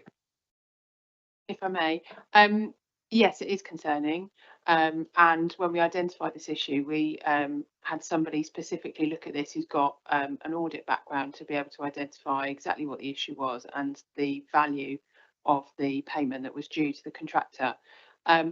It's not an indication of widespread contract management issues. The way that this contract works with a schedule of rates within a system the contractor bills us for jobs based on those schedule of rates, and it's the schedule of rates within the system that hadn't been uplifted for RPI. So it has that and has now been identified, and we've addressed that within the system.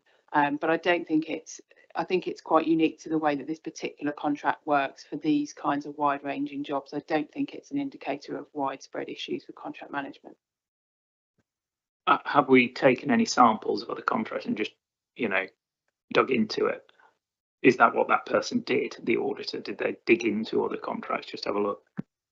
No, I think with other contracts, we would be much more aware of it. So when we're doing our budget management of those and budget monitoring of those, we would identify if inflationary increases weren't being applied, because it wouldn't be our expected values for those, such as the leisure contract, for instance. We would identify that very quickly.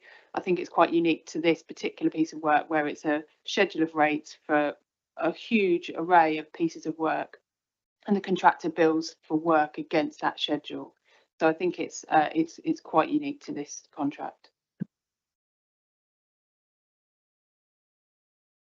Councillor Reach, you had a question, didn't you? Yes, thank you. It was largely the same as Councillor Bolton's. So, but my other question was on page 71, paragraph 11.6, limb C. Just given the comments we've already had today about Grenfell and other things, one area we don't want favourable financial variances is in fire safety provision. I think it would be good to have some certainty that tenants weren't adversely affected by this delay to fire safety provision. I think it's something we should take very seriously, even though financially it's a rather small figure. So could we ask for some clarity, please, what this actually means?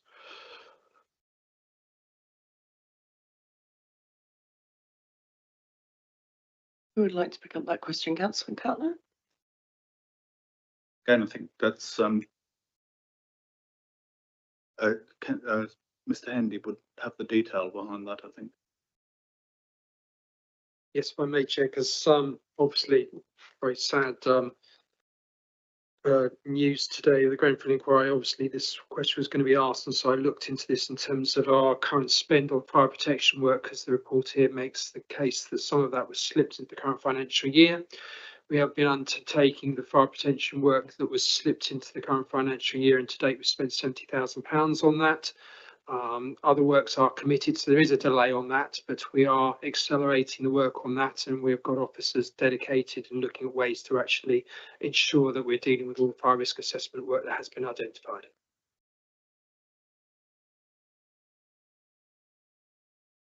Councillor Bathang. Sorry, just going back to the previous item, I just wondered, obviously there's, from the council's point of view, the forecasting of what was an increase through CPI for those rates that were coming in from our supplier. Is, in terms of the sort of contractual situation, there a limit in terms of the time span over which those retrospective claims on invoices can actually be made? So you said it was initially sort of from 2013. Are they in the same way as sort of from taxation purposes, there a limit in terms of how far they can go back to actually claim for those? I'm just wondering if there's any sort of potential for pushing back on some of those claims in terms of limit of time for putting the invoice in. I'm not aware of any limitations. I don't have the contractual information in front of me today, but I think we understand that it's reasonable for us to have paid those costs to the contractor because they performed the works in accordance with the contract. And as I understand it, it has all been settled, hasn't it? I mean, the agreement is done, it's settled. This is an outturn report. This is the outturn report from the end of the year, so it's all settled. That's why the figures are in there. Otherwise, it would be a part of next year's budget.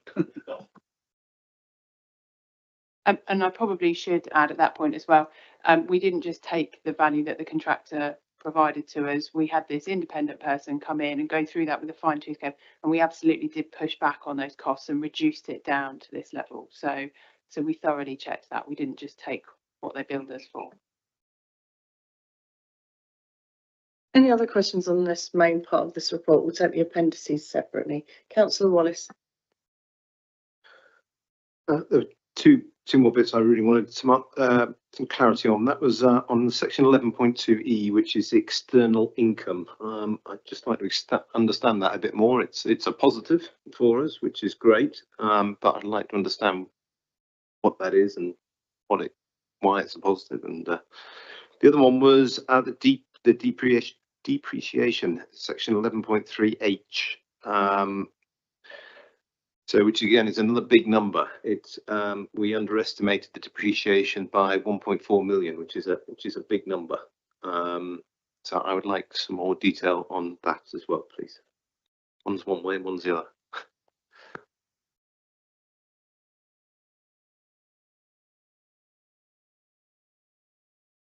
If I may, I can deal with the depreciation. The depreciation in effect an account, it's the depreciation charge made against our assets, and it's calculated on the value of the components that need to be replaced. So although the figure's gone up, it's in effect what it does is it creates a provision that we draw upon to fund major works in the future. So to a certain extent, it's money going around in circles.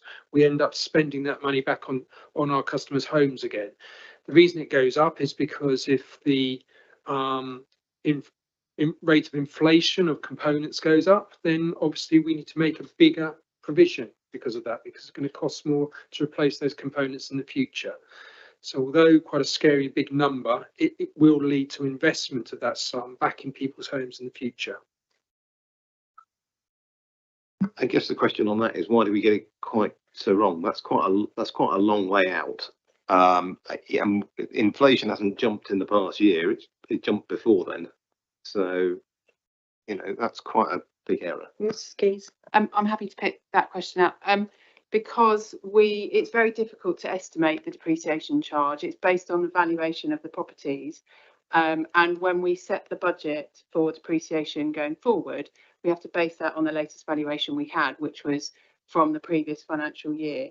So Mr. Hendy is correct in so much as the budget, if depreciation is higher than budgeted, that money isn't lost. It goes into our reserve to pay for future works.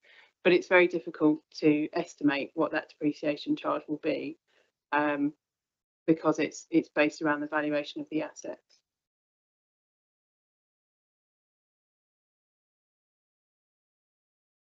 Mr. Aitken, you're looking like there's something you're pondering saying. I don't think I'm saying anything different, but I'm adding a bit to it. So when we do when we calculate depreciation for real in the accounts, as Mr. Hendy said, it's based partly on the component replacement, but there's a residual value, which is the value of the dwellings themselves. When we set, as Ms. Keys says, when we set budget, we base it on the previous year's valuation. On the 31st of March, following budget setting, it gets revalued by our external valuers, and it's driven by increases, in this case, in house prices in the Winchester district.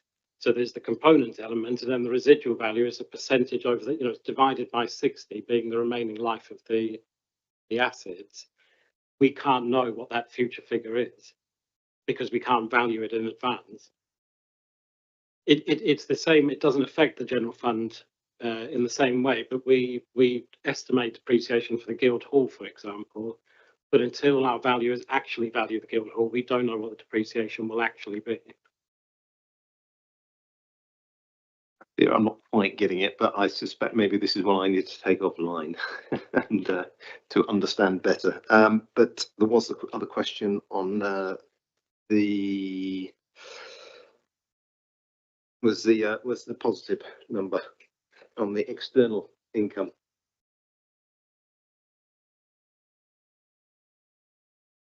Okay, so Mr. Harlow, thanks. thank you. On the external income, there's two aspects to that. One is around the assumptions we make around rent income. When we set the budgets, we make assumptions for things like void loss, collection rates, that sort of thing.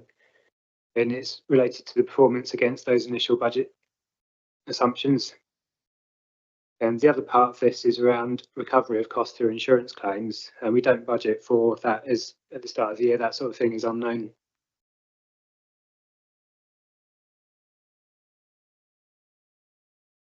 Thank you. Do we have any other questions on the main body of this report before we go on to the appendices? No. Okay, so we're on to the appendices then. There are 6 of them, but unfortunately my machine has decided to update.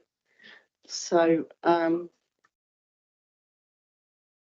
can't confirm, but the appendices, please, on this report. Does anybody have any question on any of the appendices? They're all a page or 2 pages long.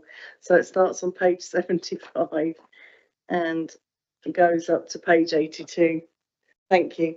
So the 7 appendices. Do we have any questions on those? No. Councillor Wallace. Right. I think there is a general question we need to ask about the staffing. It was raised earlier as well, which is in the main body and also in the appendices. It affects.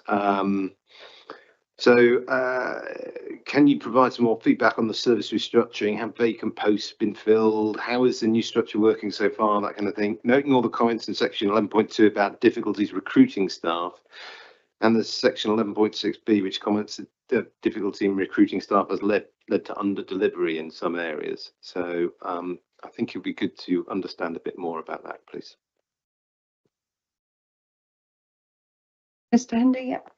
Chair, yes, so we have had agency staff in post first part of this year. We have now successfully recruited to all the key management vacant posts. So the post that is responsible for delivering the capital programme, the post that's responsible for delivering the repairs and maintenance programme, compliance and void works, they'll start in October. We still have some vacant posts to recruit to. It's a very challenging environment for us to recruit property professionals into at the moment. So because of the demands in the sector in terms of regulation and the work that needs to be done, we're competing with all RPs and we're finding that quite difficult. But we are making progress in relation to that. And obviously, as soon as we get permanent members of staff, they are considerably cheaper than the agency members of staff that we've had in post to date. Thank you, Mr. Hendy. Right, do we have any debate on this paper? No. Then I would like to thank all of the staff for giving up their evening and joining Councillor Cutler's birthday party tonight. And and thank you for your time and for the effort put into the paper. Much appreciated. We're going to take 5 minutes before we go on to the next paper because I'm not sure how long it's going to take. We've been going for over 2 hours. So just 5 minutes, stretch legs. Thank you.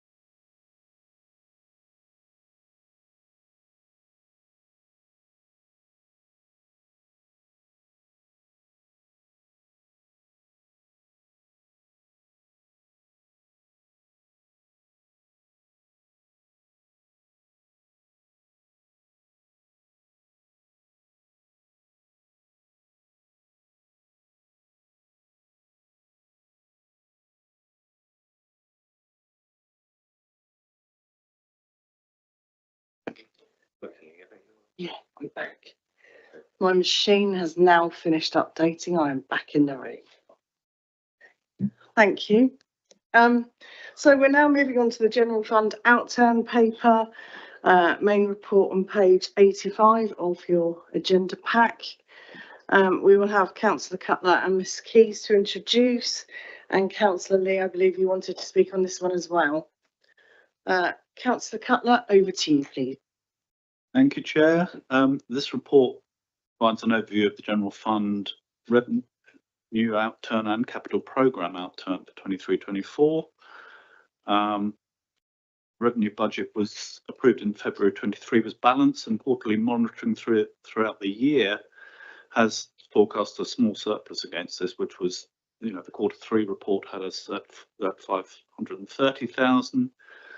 But the final outturn has set out a surplus of 900,000.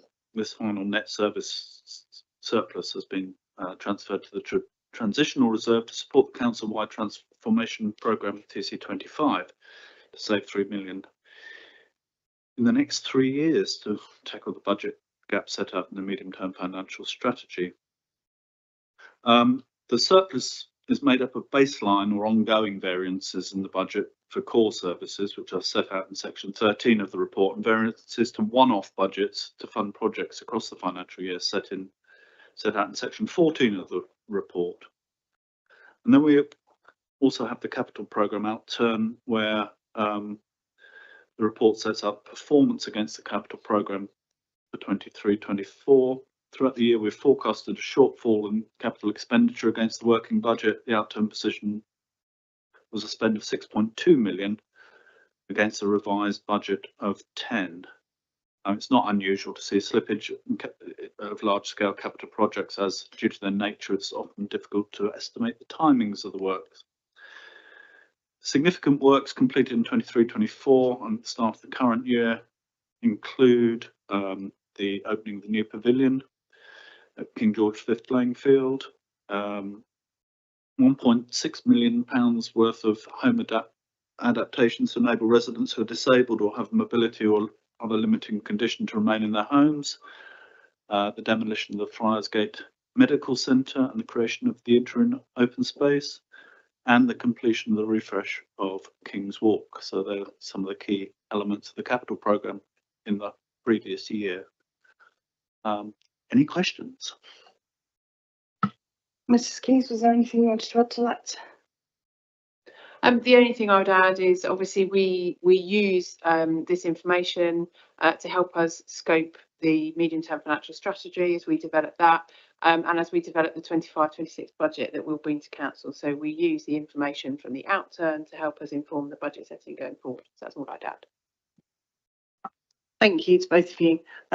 So this is scrutinising CAB 3464, which again will come to Cabinet on the 11th of September 24.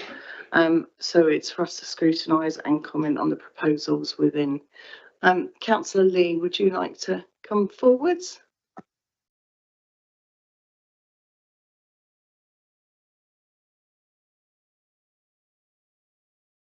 Thank you, Chair, and apologies if it sounds a bit disjointed. I've tried to not repeat what's been said before.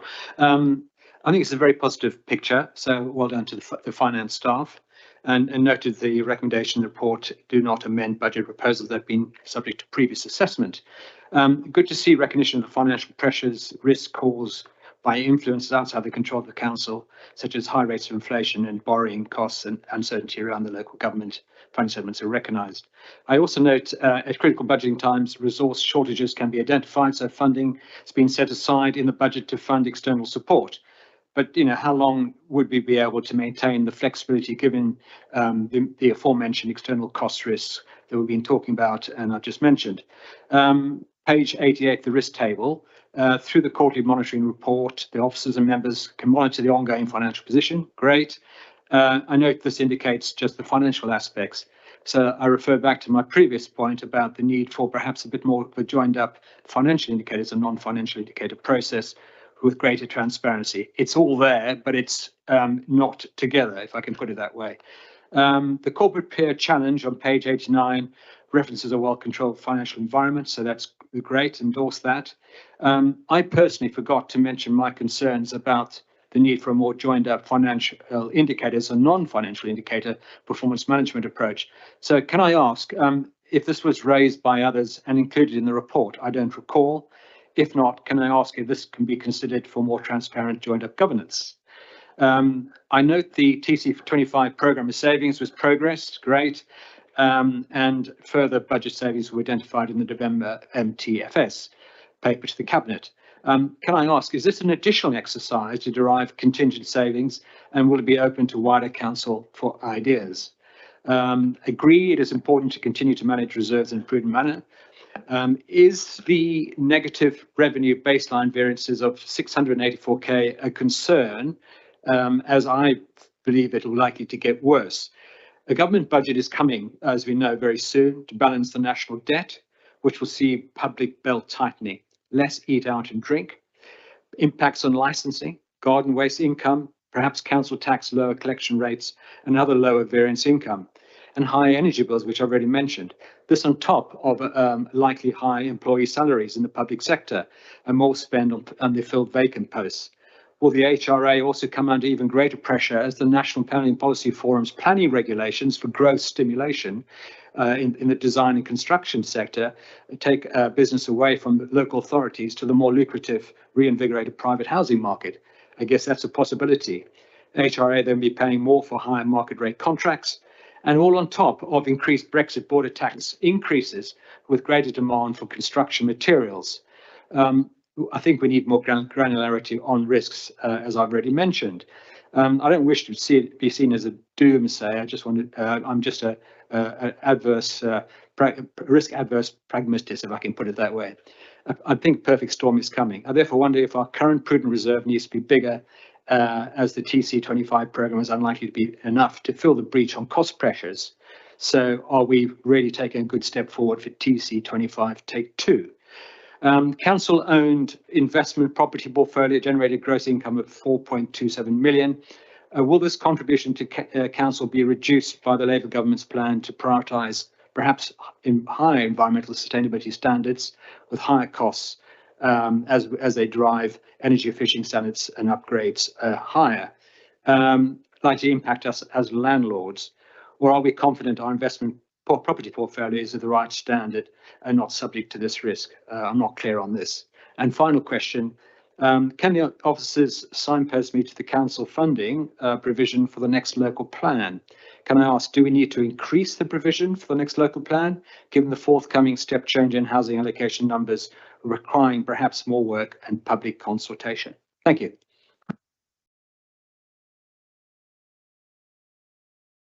Councillor Cutler, did you want to come in here? Well, I think there were a number of questions in there that really are related to the MTFS in the future and the budget. This is an outturn report on last year, and I'm not sure if they're relevant.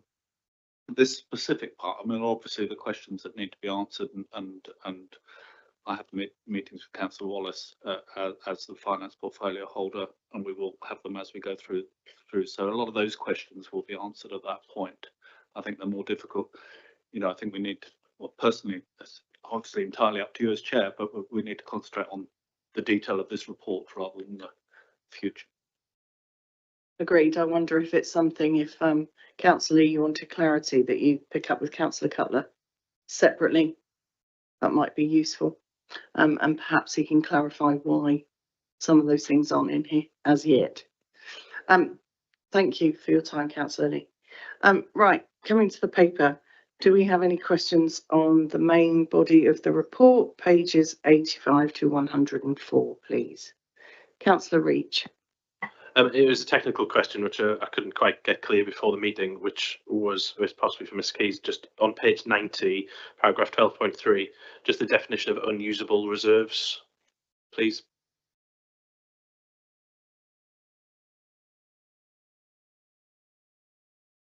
It's almost easier to define what usable reserves are. So usable reserves is the money that the council has available to spend, and unusable reserves are things like our valuation reserve. So when the value of our assets goes up, we don't recognise that increase in value. We set it aside in a revaluation reserve. We can't spend that money until we crystallise that if we were to sell an asset, for instance. So it's reserves on our balance sheet which are not available for us to spend, risk reserves and those sorts of things. Thank you, Mrs. Keyes. Any other questions on the main body of this report, Councillor Wallace? Thank you for the report, and it's good to see the state of the finances is generally good. In section 5 of the report, we talk about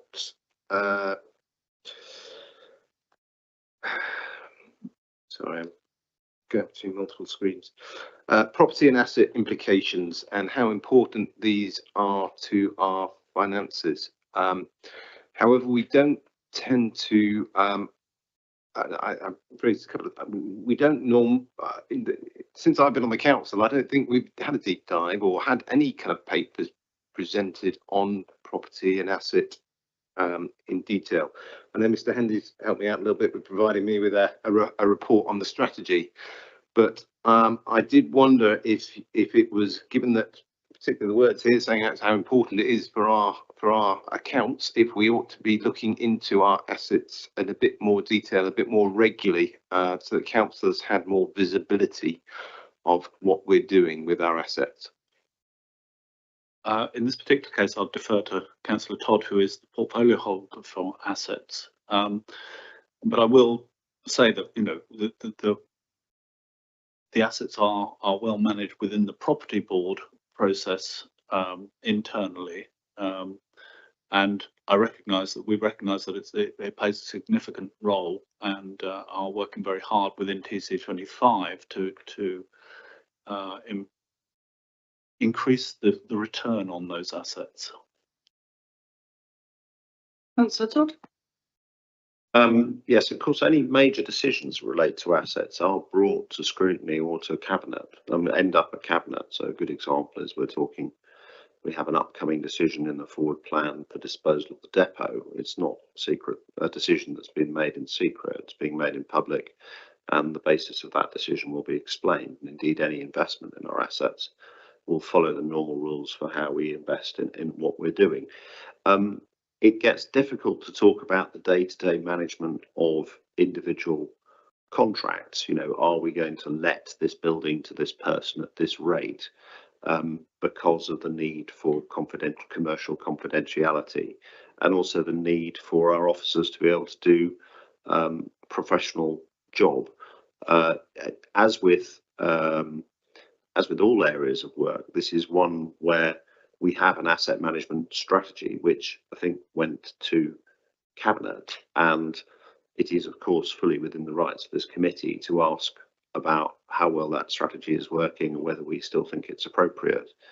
But this is, I'd say, almost more than any other, where it's really important that we set a policy framework to operate against. We take our other big decisions in public, but that the day-to-day operations of rent renegotiations and other such things with commercial tenants are done by officers, not with political involvement. I don't know if Mr. Hendy wants to add any extra perspective to that. Chair, I suppose the property board has already been mentioned, and just to give the committee some reassurance, for example, in terms of lease renewals and rent reviews, we take independent advice on that. So there's very clear, well-trodden paths in terms of the management of the assets to maximise the return, and officers rely on that independent advice to make sure we're getting the market value for things. Whilst I appreciate all those comments, and I do get it, that we don't want to, but I think I would be used to seeing at least an annual kind of comparison about how our assets are doing compared to other benchmarks. So because we're not in a position without that information, you're giving us a number and saying, trust us, it's good. As a scrutiny committee, we don't know if it's good or not. The whole point is we're meant to go out and say, Do we think 4.8 million is good? I don't know. If we had benchmarks to compare it against, then we would be able to say, you know, okay, on average, you know, a standard benchmark, we should be getting 4 million return. And look, we're doing great. We're getting 4.8. But I don't know if that's the case, or if the standard benchmark would say we should be getting 10 million. And we should be investigating this further. Without that information, it's difficult for us as a scrutiny committee to say, yeah, that's fine, go ahead, you know, whatever you're doing is great. We don't know whether what you're doing is great or it's average or if it's poor, and we just don't know the answer.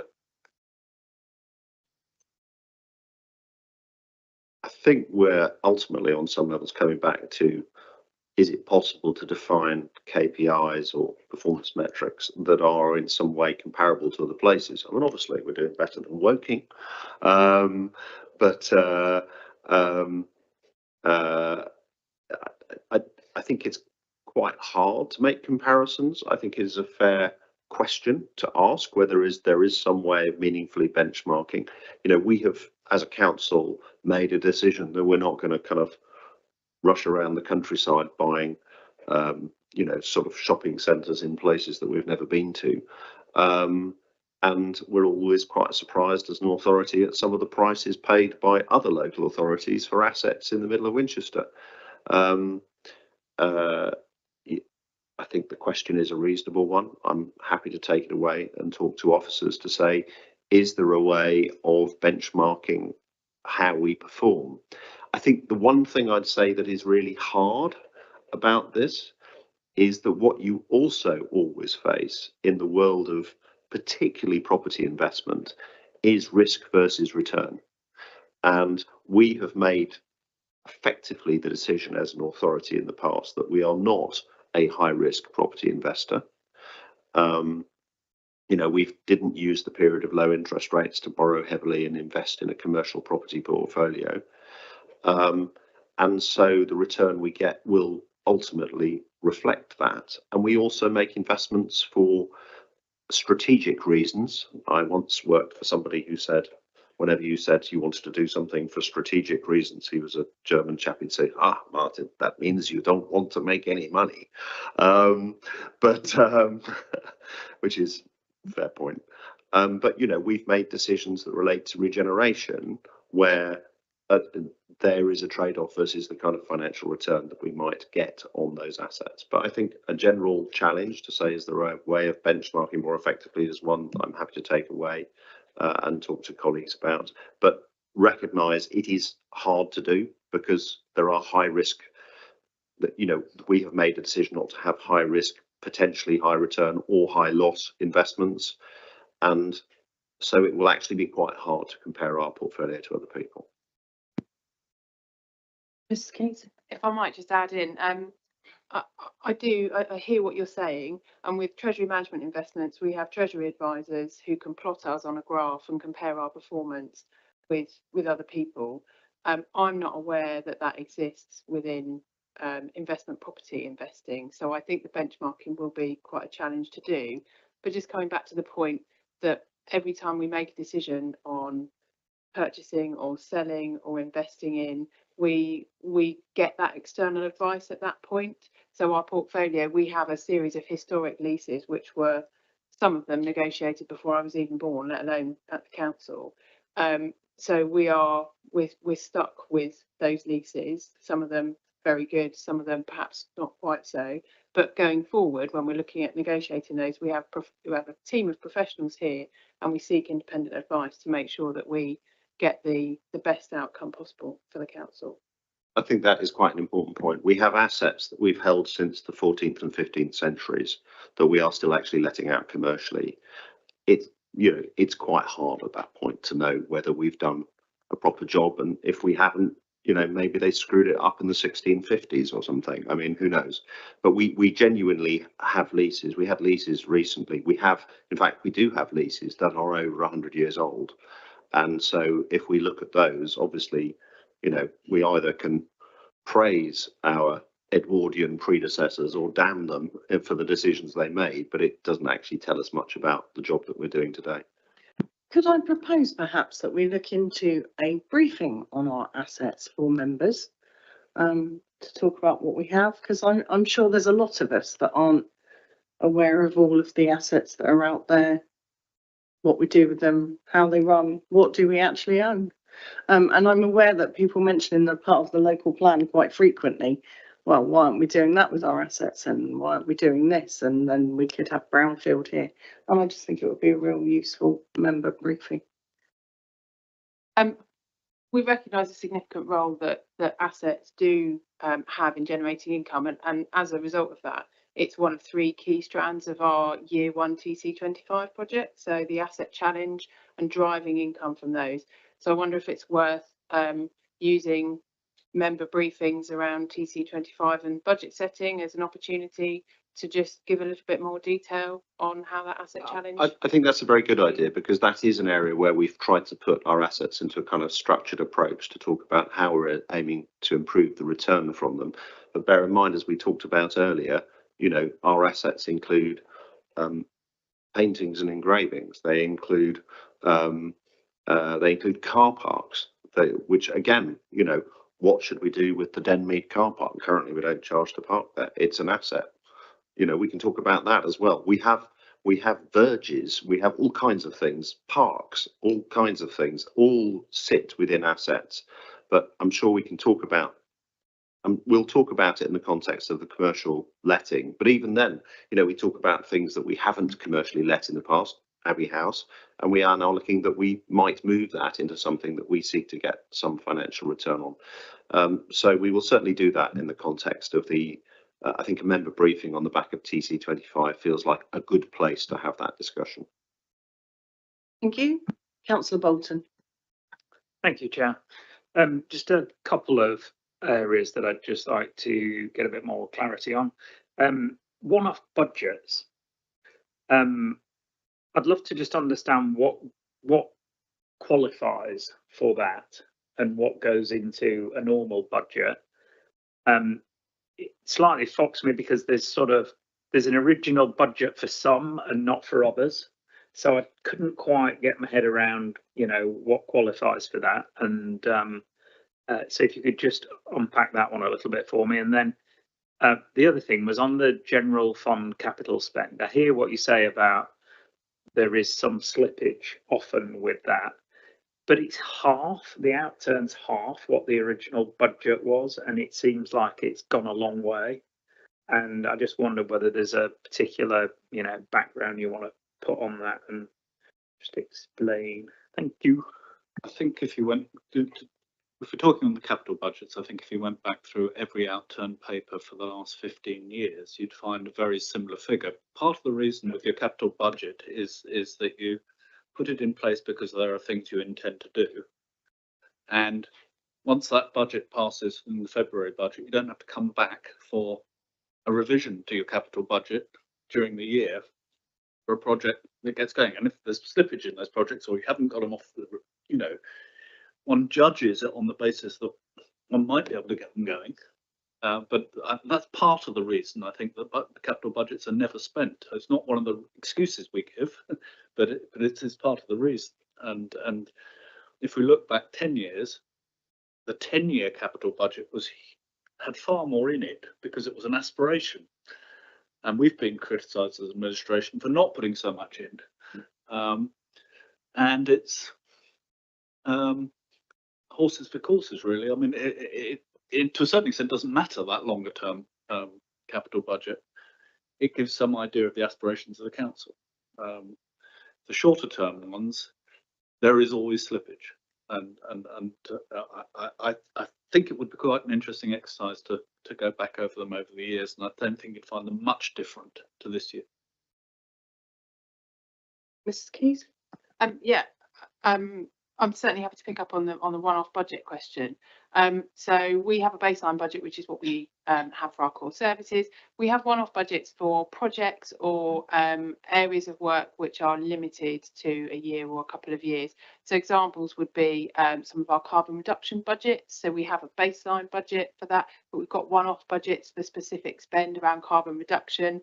Council approved a budget for Central Winchester, so the revenue cost of the Central Winchester project is one off, and things like the work we're doing on Ukraine, on our Ukraine work, where it's grant funded, but we've created those one-off budgets, so it's where things are for a set period of time rather than one of our core services.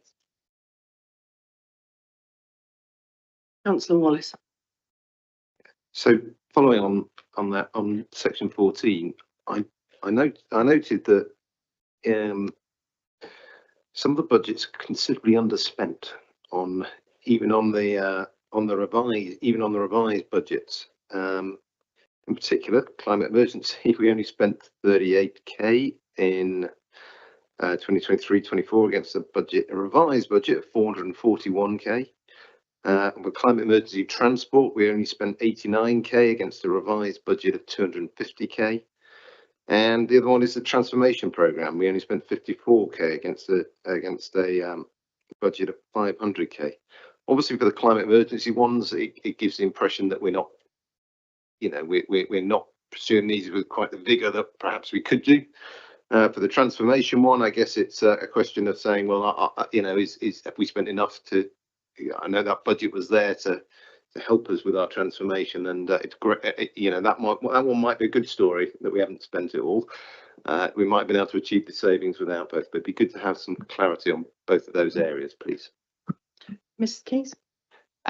Yeah, so the simple answer to that is to do with phasing of those. So I don't profile those budgets across a number of years. I will load the approved budget into the next financial year.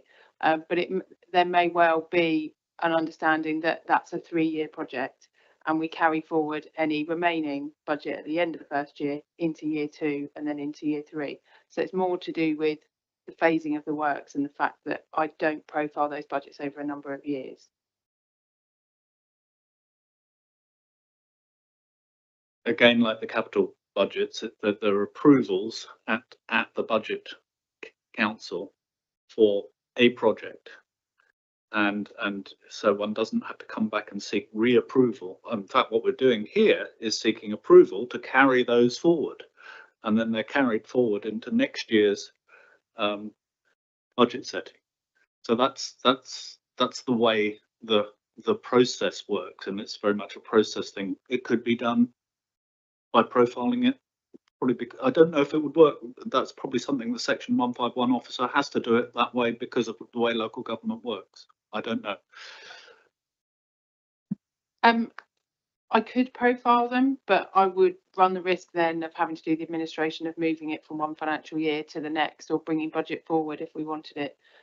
So for transparency, I just load it into one place, and then anything we haven't spent in a year is carried forward to the future year. But budgets aren't just carried forward regardless. I go through a challenge process with budget holders to ensure that they still require the remaining budget before then approving the carry forward to the new financial year. Councillor Bolton.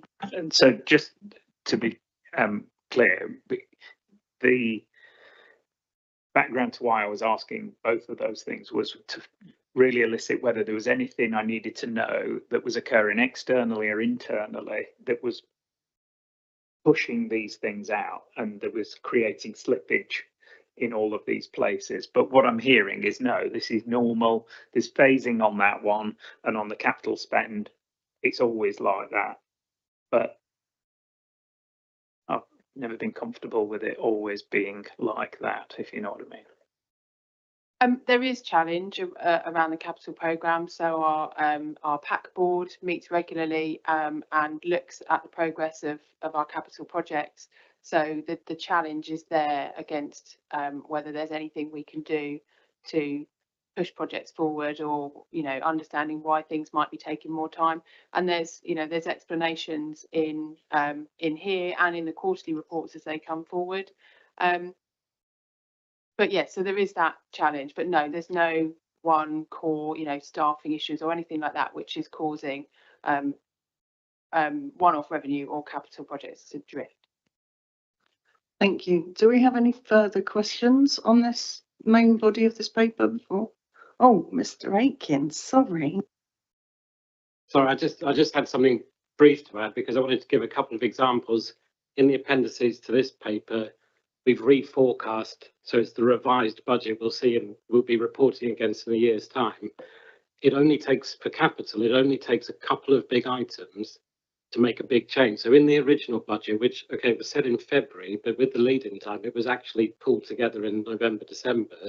We had £2 million for the demolition of the former leisure centre in this financial year. That could have happened from the perspective of December 2023. It was possible. Now we know, even if we want, even if a decision was made to demolish it, the lead-in time to procure the contractor, etc. So there'll be a 2 million difference between original and revised that we might talk about next year, but it's not because we haven't done something. It's just the timescales involved. Does anybody have any other questions on the main body of the report before we move on to the appendices? No? Okay, we'll move on to the appendices then. Page 105 to 119 of your agenda pack. Do we have any questions on the appendices, please? Councillor Reach. It's very quick. I must just ask in Appendix 5 in the bottom row what the bone store is.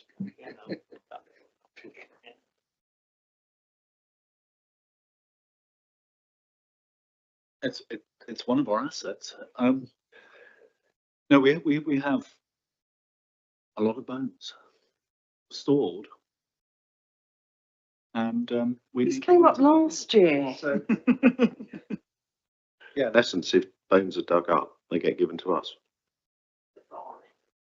And similarly, if you dig up a stone that's interesting, gets given to us as well. It's one of those little duties that's knocking around local government that we still seem to have. Yeah, Councillor Porter talks about said bone store. It has a proper name, doesn't it? And I forget what that is. Yeah, that's the word. Councillor Wallace. A couple of questions. First one is on Appendix 1. Am I correct in understanding that rather than our reserves, so in the forecast, our reserve-related movements, in the latest forecast, our reserve-related movements, it says that we were going to use 1 million or 0.9 million of our reserves, and instead, on the outturn, we're now saying we've added 5.6 million to our reserves. Is that right? That's my first question.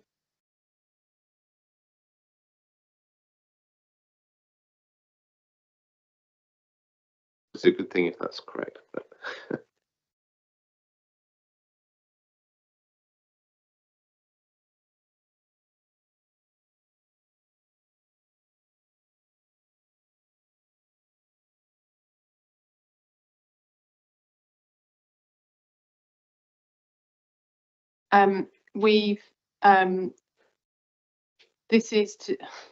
It's complicated because it's monitoring against our budgeted contributions to and from reserves. So within the budget that we set, we budgeted to contribute to and from reserves.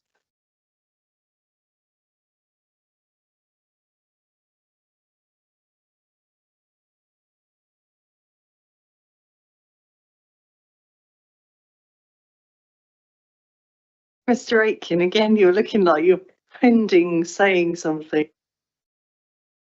Off the top of my head, I can't explain the whole movement, but there are, for example, we didn't, we've had to put in reserves 1.4 million we received as part of the Ukrainian, homing scheme. That wasn't in our forecast to be in there at the end of the year. So there can be large movements, in unexpected movements into reserves where we just happen to be holding on to the money at the end of the year, and it's going out quickly following. Okay, so this isn't really an increase in our reserves as such. It's just accounting. It's just the way that the numbers come out. It's technically it's the end of increasing our year reserves. position, so it's what if it is in reserves at that point. I mean, I think it can really be shown by the fact that the original budget for resources available was at 21.9, you know, that's with all our funding and our investment activity. The outturn was at 26.37. That's precisely what Mr. Aitken's talking about, is unexpected funding coming in from that. That's a significant amount of that increase over, well, in fact, it is the increase over that budget, and it's almost entirely not around our one-off expenditure or our baseline expenditure. It's around that money coming in and almost a cash flow element to it, isn't it? Mr. Aitken. Yeah, a couple of years ago, it was the same figures were heavily distorted by the money we were getting from central government for COVID to hand out to other people that we received it. They were sat on our books at the balance sheet date. We put them in reserve and then we paid them out in the new year. But we're presenting the position at the 31st of March, which does distort it and is difficult to forecast because we don't know up front. Mrs. Keys? Yeah, and it's distorted this year by business rates. So there's about £900,000 worth of business rates that we've collected in that we had to account for in the current financial year, but we don't actually transfer over to the government until the next financial year. So it's distorted by those timing adjustments. But I think the important number is that the surplus transfer to the transitional reserve is the £896,000. So that is the over and above all the movements that we've said they were going to be. That's our baseline position and the additional contribution to the reserve. So they've gone up by that figure. So that's the important number, is the 0.9 million we've in addition ahead of where we are. That's great. Thank you. Any other question on the appendices? Councillor Wallace.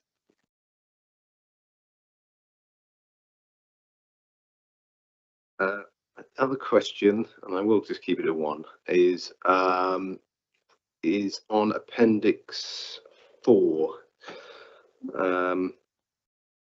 in about the energy management projects. There's a comment in there that that 125k has been transferred for solar PV at Meadowside Leisure Centre. I probably missed this earlier in the year, but I was trying to understand what that was and what these energy management projects are that I talked about in the budget, because I don't recall the details of these coming to any committees. Mr. Aitken.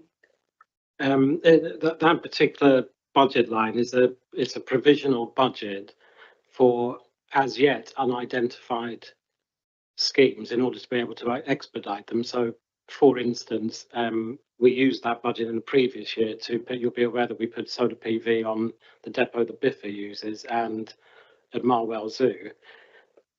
Because we want to be able to move quickly, if we identify a project that pays for itself, we put that budget in there.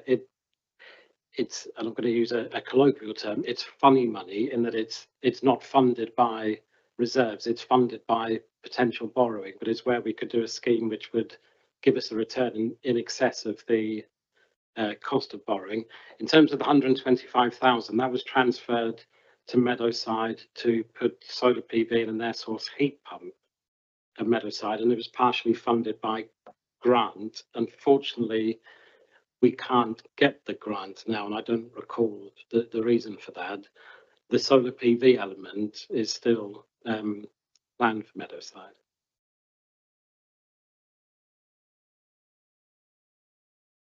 Okay, thank you. Do we have any debate on this paper, please? No. Okay, then coming out of this one, we'll look at the benchmarking with regard to asset performance, if there's anything that can be done there. But separately, there'll be a member briefing around TC25 and assets. So we will all learn more about that. Thank you. So thank you for your engagement on that one. Moving on to item 9, to note the latest forward plan of key decisions. Councillor Lee, did you want 5 minutes on this one? Okay.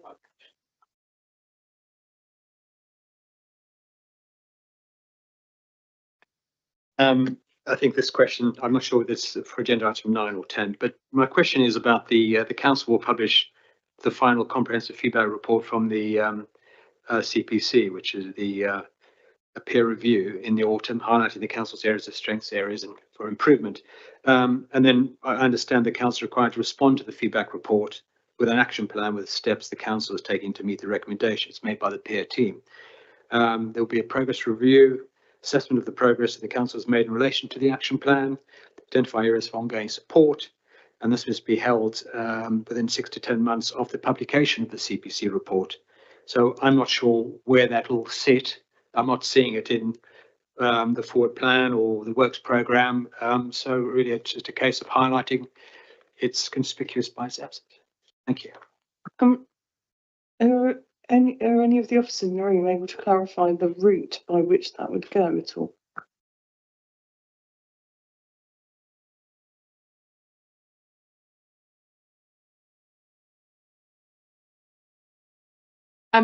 I can reassure committee that that action plan is well underway and we're doing all of that work. I would have to double check the route that would be reported through. It's The answer to that, Councillor Lee, is it will be clarified in time. But yes, thank you for raising that. Do we have any other questions or are we happy to note the forward plan? Okay, noted. Thank you. On to the last item of the evening, to note the latest version of the work programme, and you'll see within that the additional scrutiny meeting which I referred to earlier to look at the bar end depot disposal. So any questions on that at all? No. Okay, can we note that? That concludes the formal business this evening. I'm going to hit my gavel. Thank you. Enjoy what's left of your birthday, Councillor Cutler. Thank you.